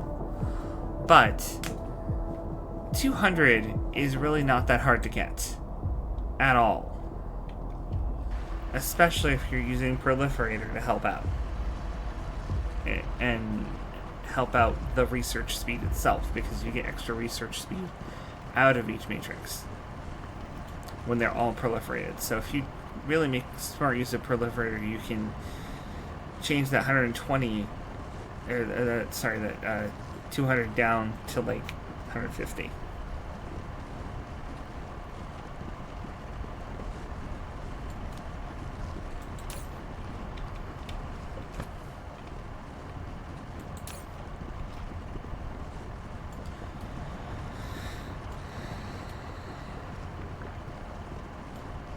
I think I'm charged up enough to go over here and do this one. I'm gonna need 2 more. Here's a cool little tip. The Tesla tower doesn't have a very long range, but the wireless power towers do. And it doesn't matter if the Tesla tower has a really short range if it's connecting to wireless power towers. See? So you don't have to do power tower to power tower. You can do power tower to Tesla to power tower to Tesla to power tower. And then you don't need nearly as many power towers. You can, if you intersperse them like that. It's not necessarily going to be something that people do all the time, but if you are short on resources, knowing that trick is going to save your butt.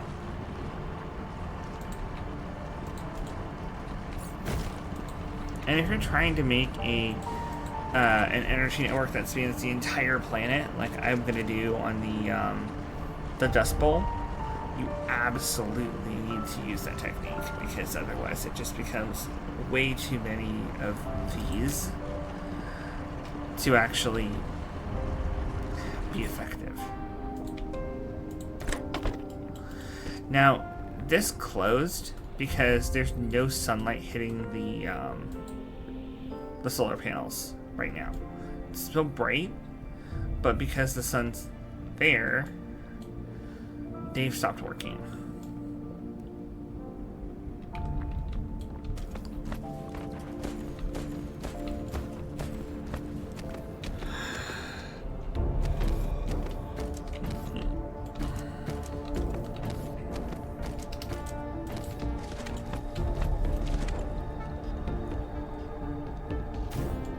Okay.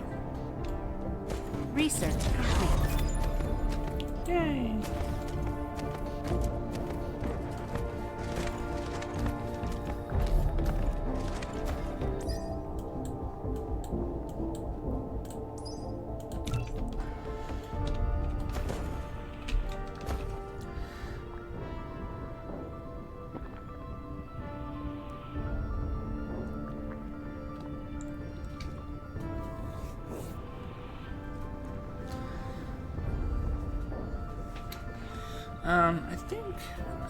I don't actually think I need the thrusters right now.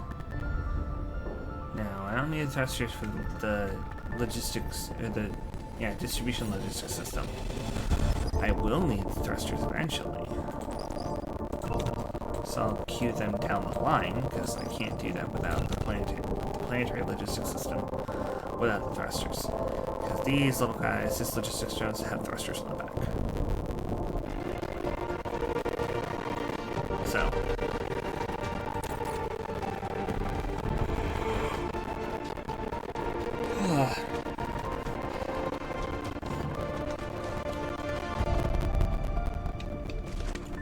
it would save inventory space if I could turn all of these into into ingots, actually. And I believe this also, the titanium also requires... Oh, I can't smelt titanium yet. Yeah, I haven't unlocked that. But it is 2 to 1.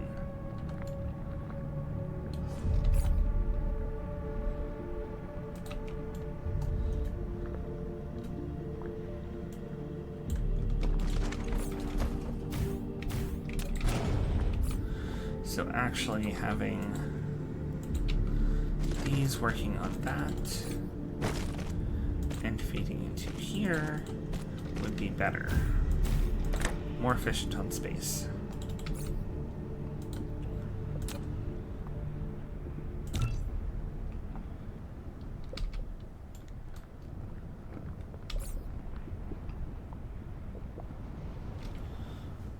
At least for when I'm trying to get back off planet. Replication complete.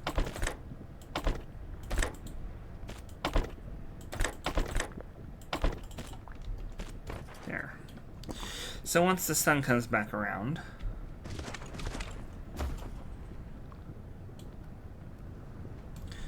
then we can start doing this again.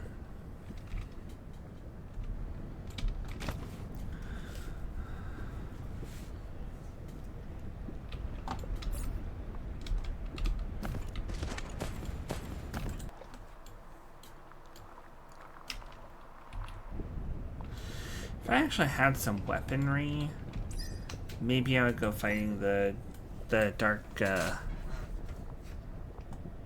fog.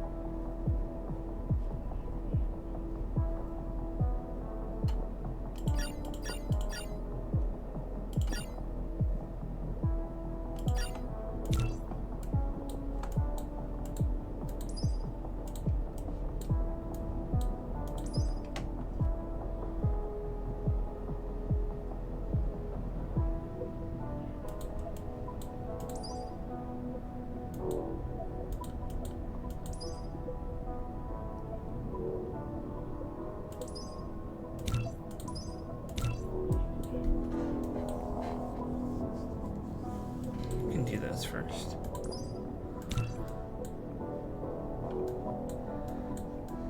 Research complete. You've unlocked the weapon system. Icarus can now use ammo. Press C to open the mecha panel. Load the magazine and activate it. Use ammo to protect both yourself and the base when dark fog strikes. Okay. I figured I might as well unlock that. Not sure how long I want to stay here, but you know, there is copper here, and that's what that uses. The magnum ammo is just basically copper bullets. So if I was to go over here and grab some copper, I don't really have any way of doing it with energy, like through the miners, but I can grab some by hand. And I might be able to make some of the prototype, the ground squadron stuff.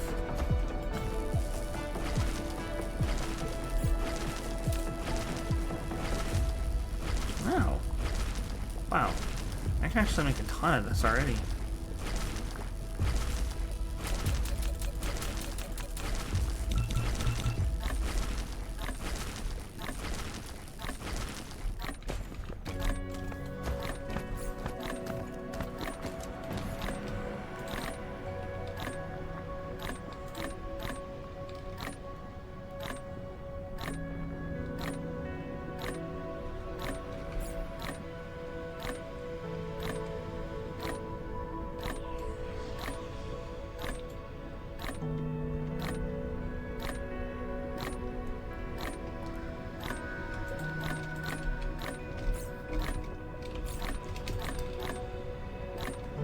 Replication complete. Alright, so I have a bunch of ammo right now. I'm not going to use it because I don't want to waste it on these guys. Especially since I've got prototypes being unlocked very soon. Because research speed isn't that slow back on the base world.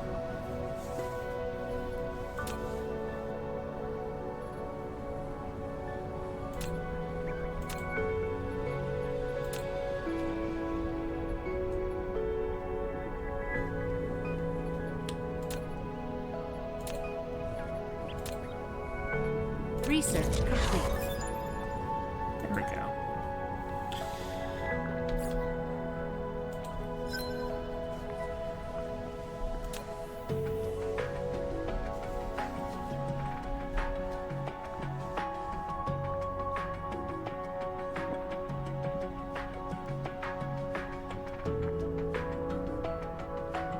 Okay, interesting.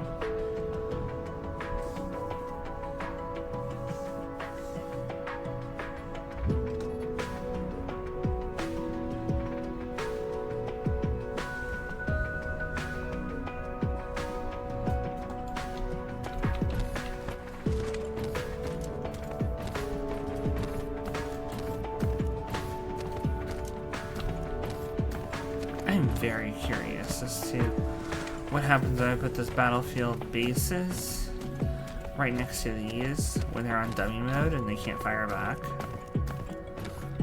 Will it just keep attacking them? And if the Dark Fog ever tries to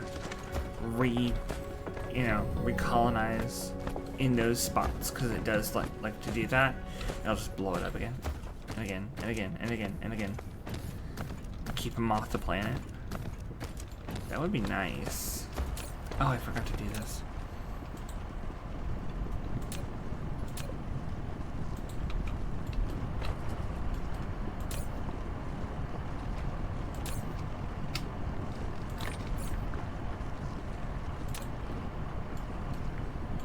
So that would take like 12 of these.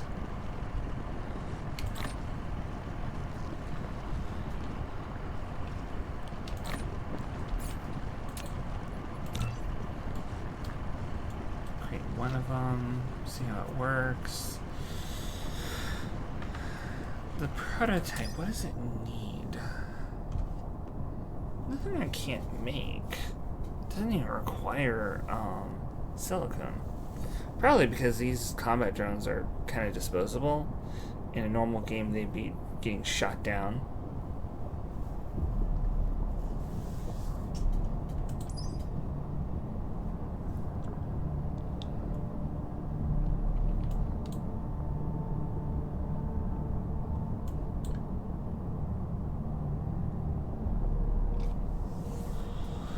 Yeah, that requires some really advanced stuff. The Corvette.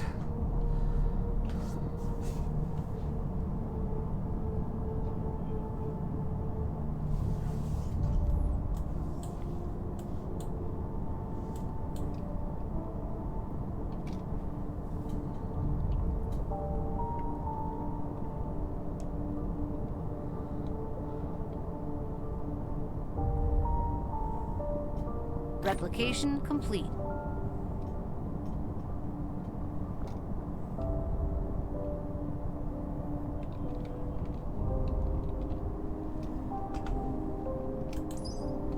Okay.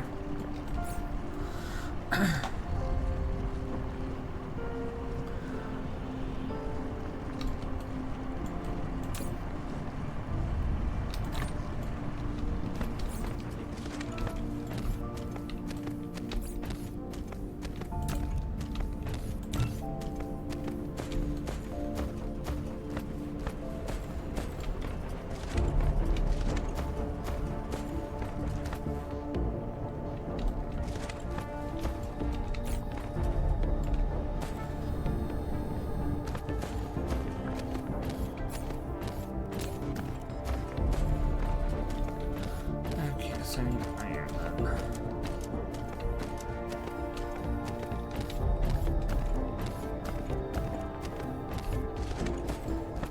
Replication complete.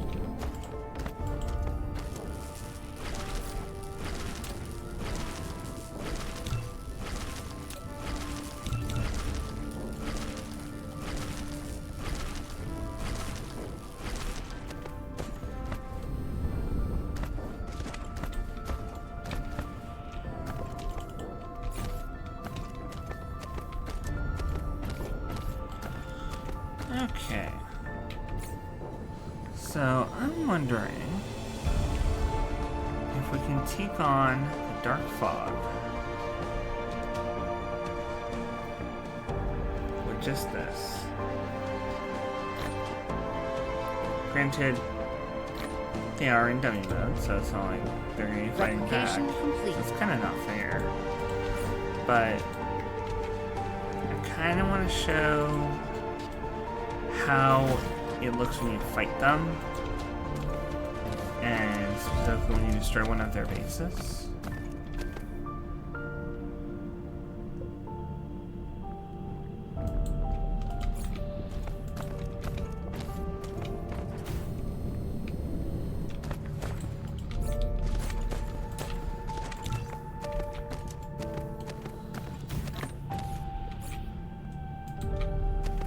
Alright. These guys aren't aggressive, so they won't attack.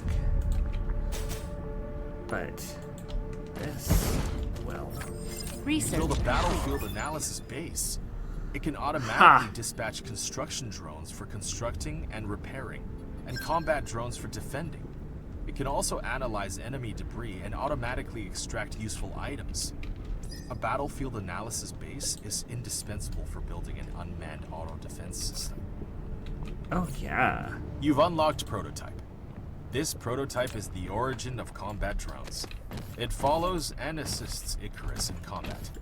Before dispatching combat drones, in the mecha pack, you can choose which type of combat drones to be deployed for each squadron, and ensure there are sufficient combat drones in the hangar. Combat drones will automatically attack enemies by default. You can also dispatch them in the combat interface.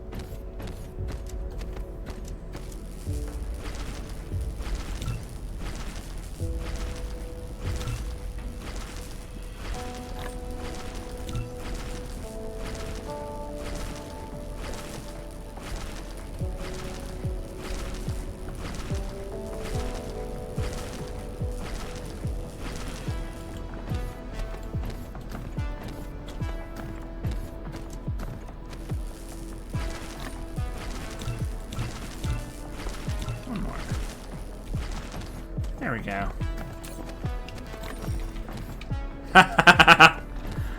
Oh, I was correct. I was very correct on this. This is kind of mean.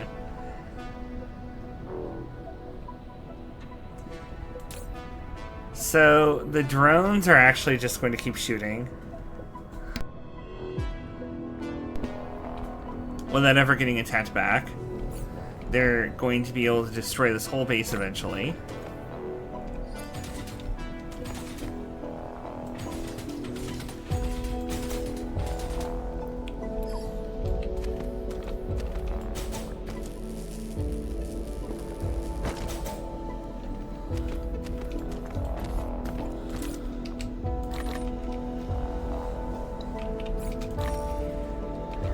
And I can even bring out my own drones to help out as well.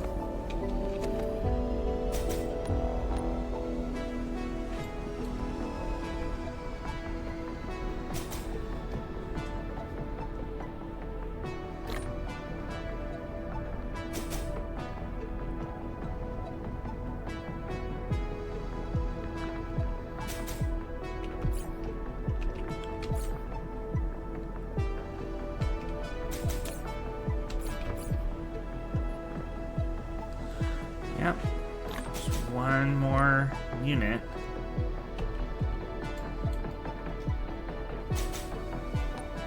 Look at them all just swarming around.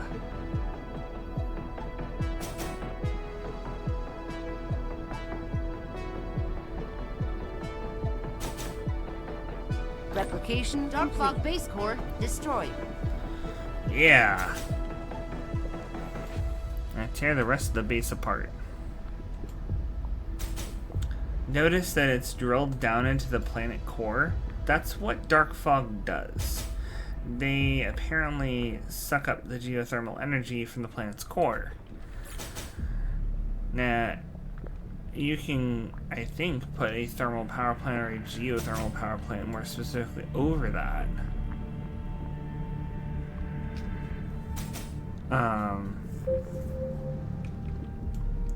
You need a ton of foundations, but you can't actually plug those holes Mineral up. depleted.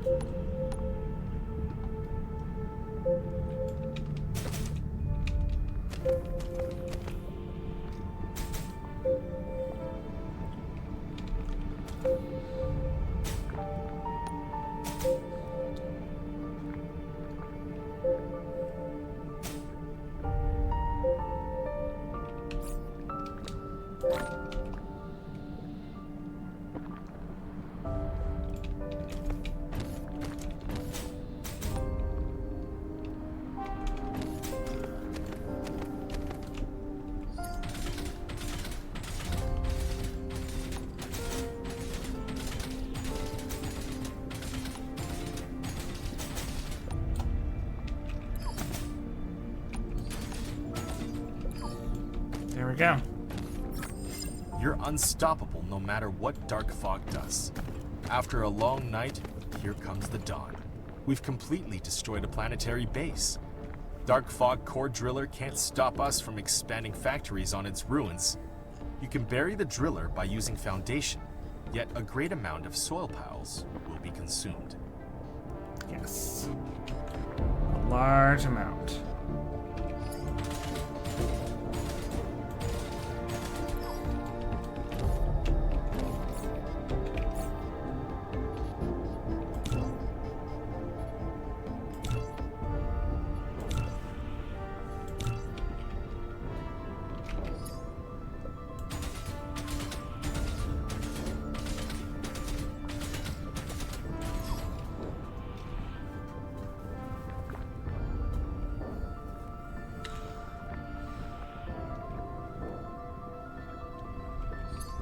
Flight mode.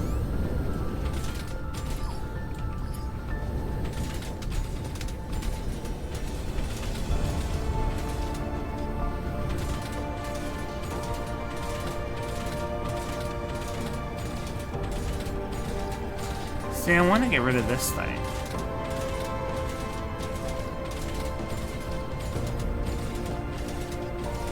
So if I get rid of that, it won't be able to build another planetary base.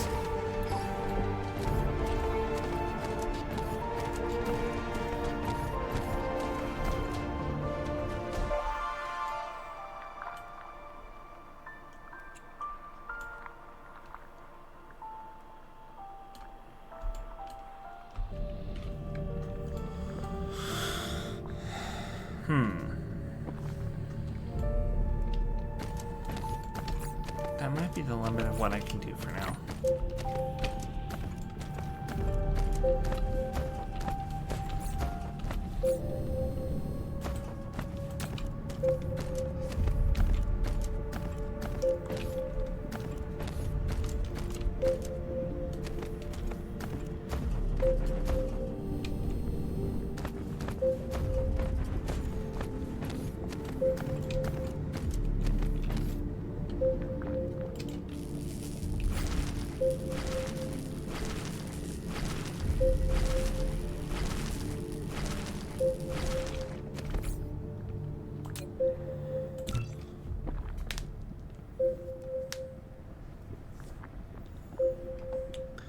Trying to get just a little bit of solar power up and running here.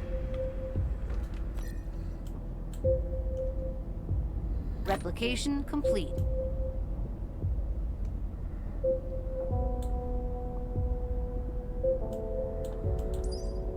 Honestly, geothermal extraction might not be a bad idea.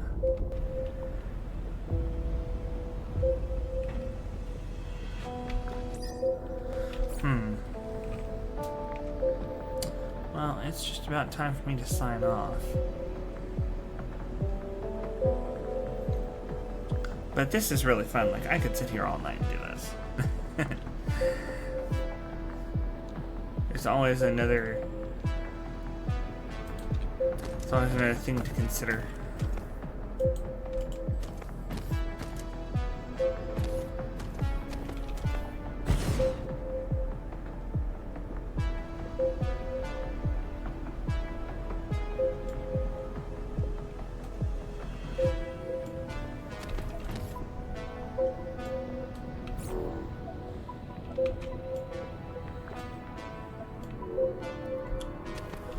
I think this planet turns exceptionally slow, doesn't it? This planet's rotation period is 1,356 seconds.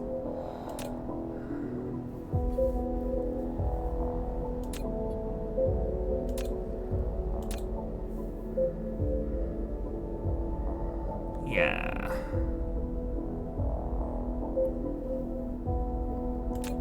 Yeah, this revolves very slowly compared to the other planet.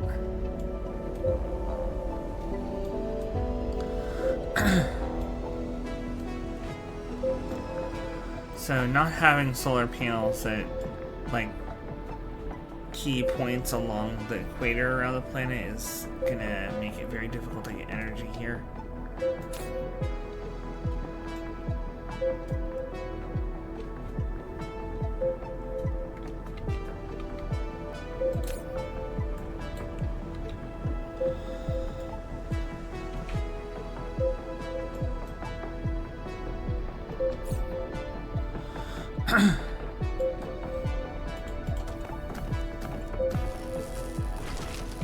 That will cause issues, unfortunately.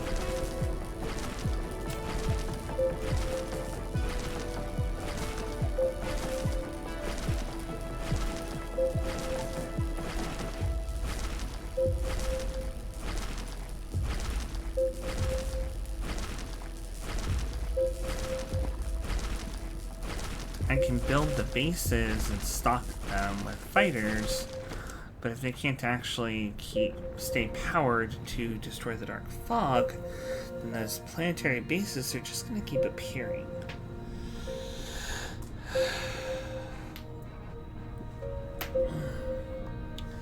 In order to build over that, I'm going to have to actually fill in the hole.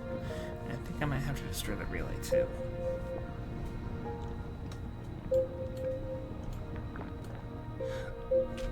Central Core dispatches relay stations to planets until planetary bases needed. After constructing a planetary base, the relay continues to stay above that base. Connecting it to the hive. Will dispatch vessels transfer the base's matter production to the hive and ship back energy to the base. Relays are the last insurance of the hive. If the planetary base is destroyed, its relay will try to rebuild if there's remaining matter and energy. Ah, the central core of a hive is destroyed. Relays send heavy barge to reconstruct the core, and the importance of relay stations attacking them amounts to declaring full-scale war on dark fog.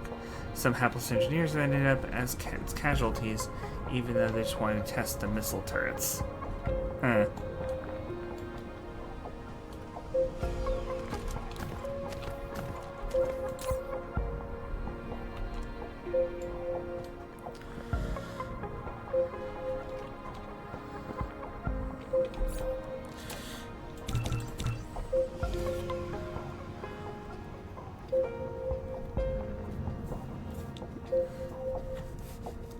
Yeah, so they're definitely able to get rid of a planetary base like that. Dark fog base core destroyed.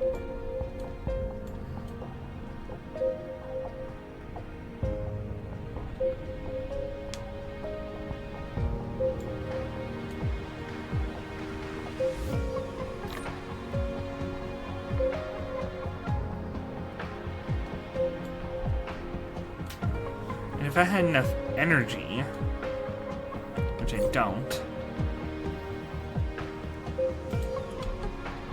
Replication complete.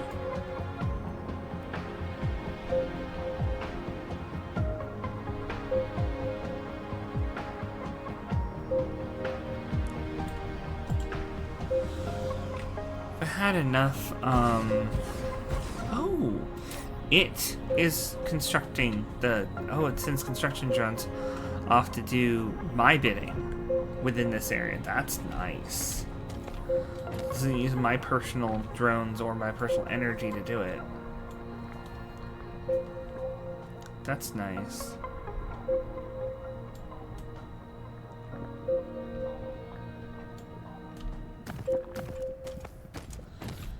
That said, I really do need to charge my mecha up.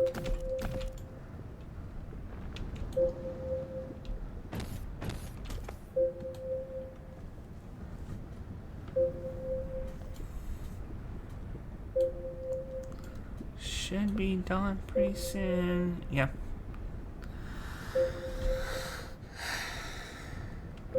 Alright, so I'm gonna wrap up here.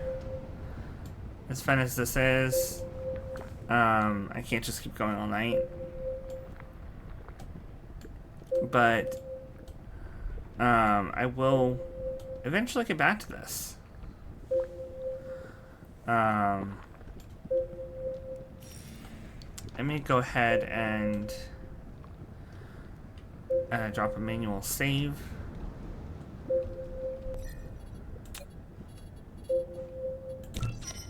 There we go. That way I can come back here anytime and keep streaming. Yeah, I'm glad you enjoyed it, Vox. I'm glad you got to take a look at it. Not necessarily try before you buy, but watch before you buy. It's a really fun game, and it's like in 0.1x of early access release, so they've got a long way to go. They've got a lot of things planned.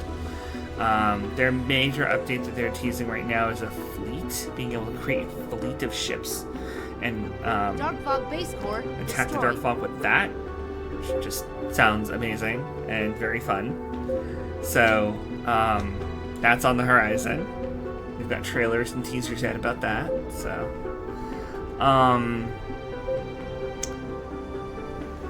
that's gonna be it for me. Tomorrow we are going to get prepped for the .hack kind of restream, fix up the things that we missed in Mutation and Outbreak. And then we'll be ready to do that on Sunday.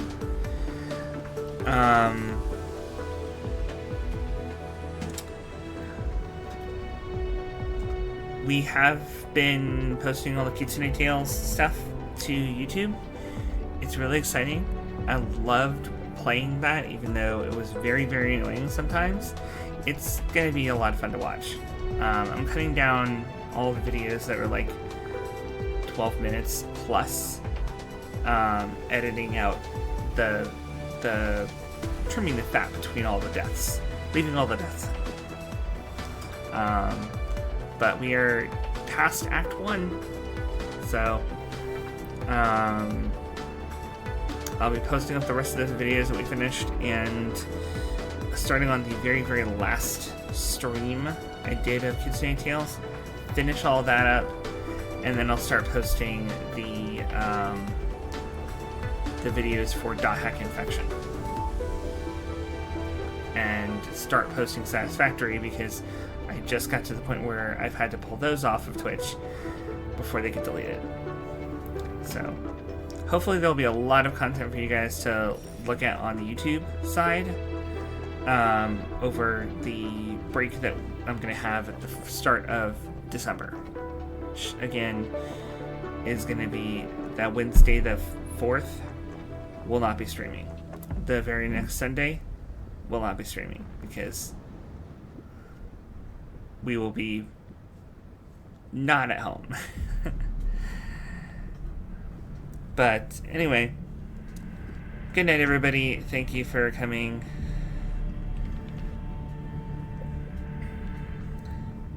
Oyasumi.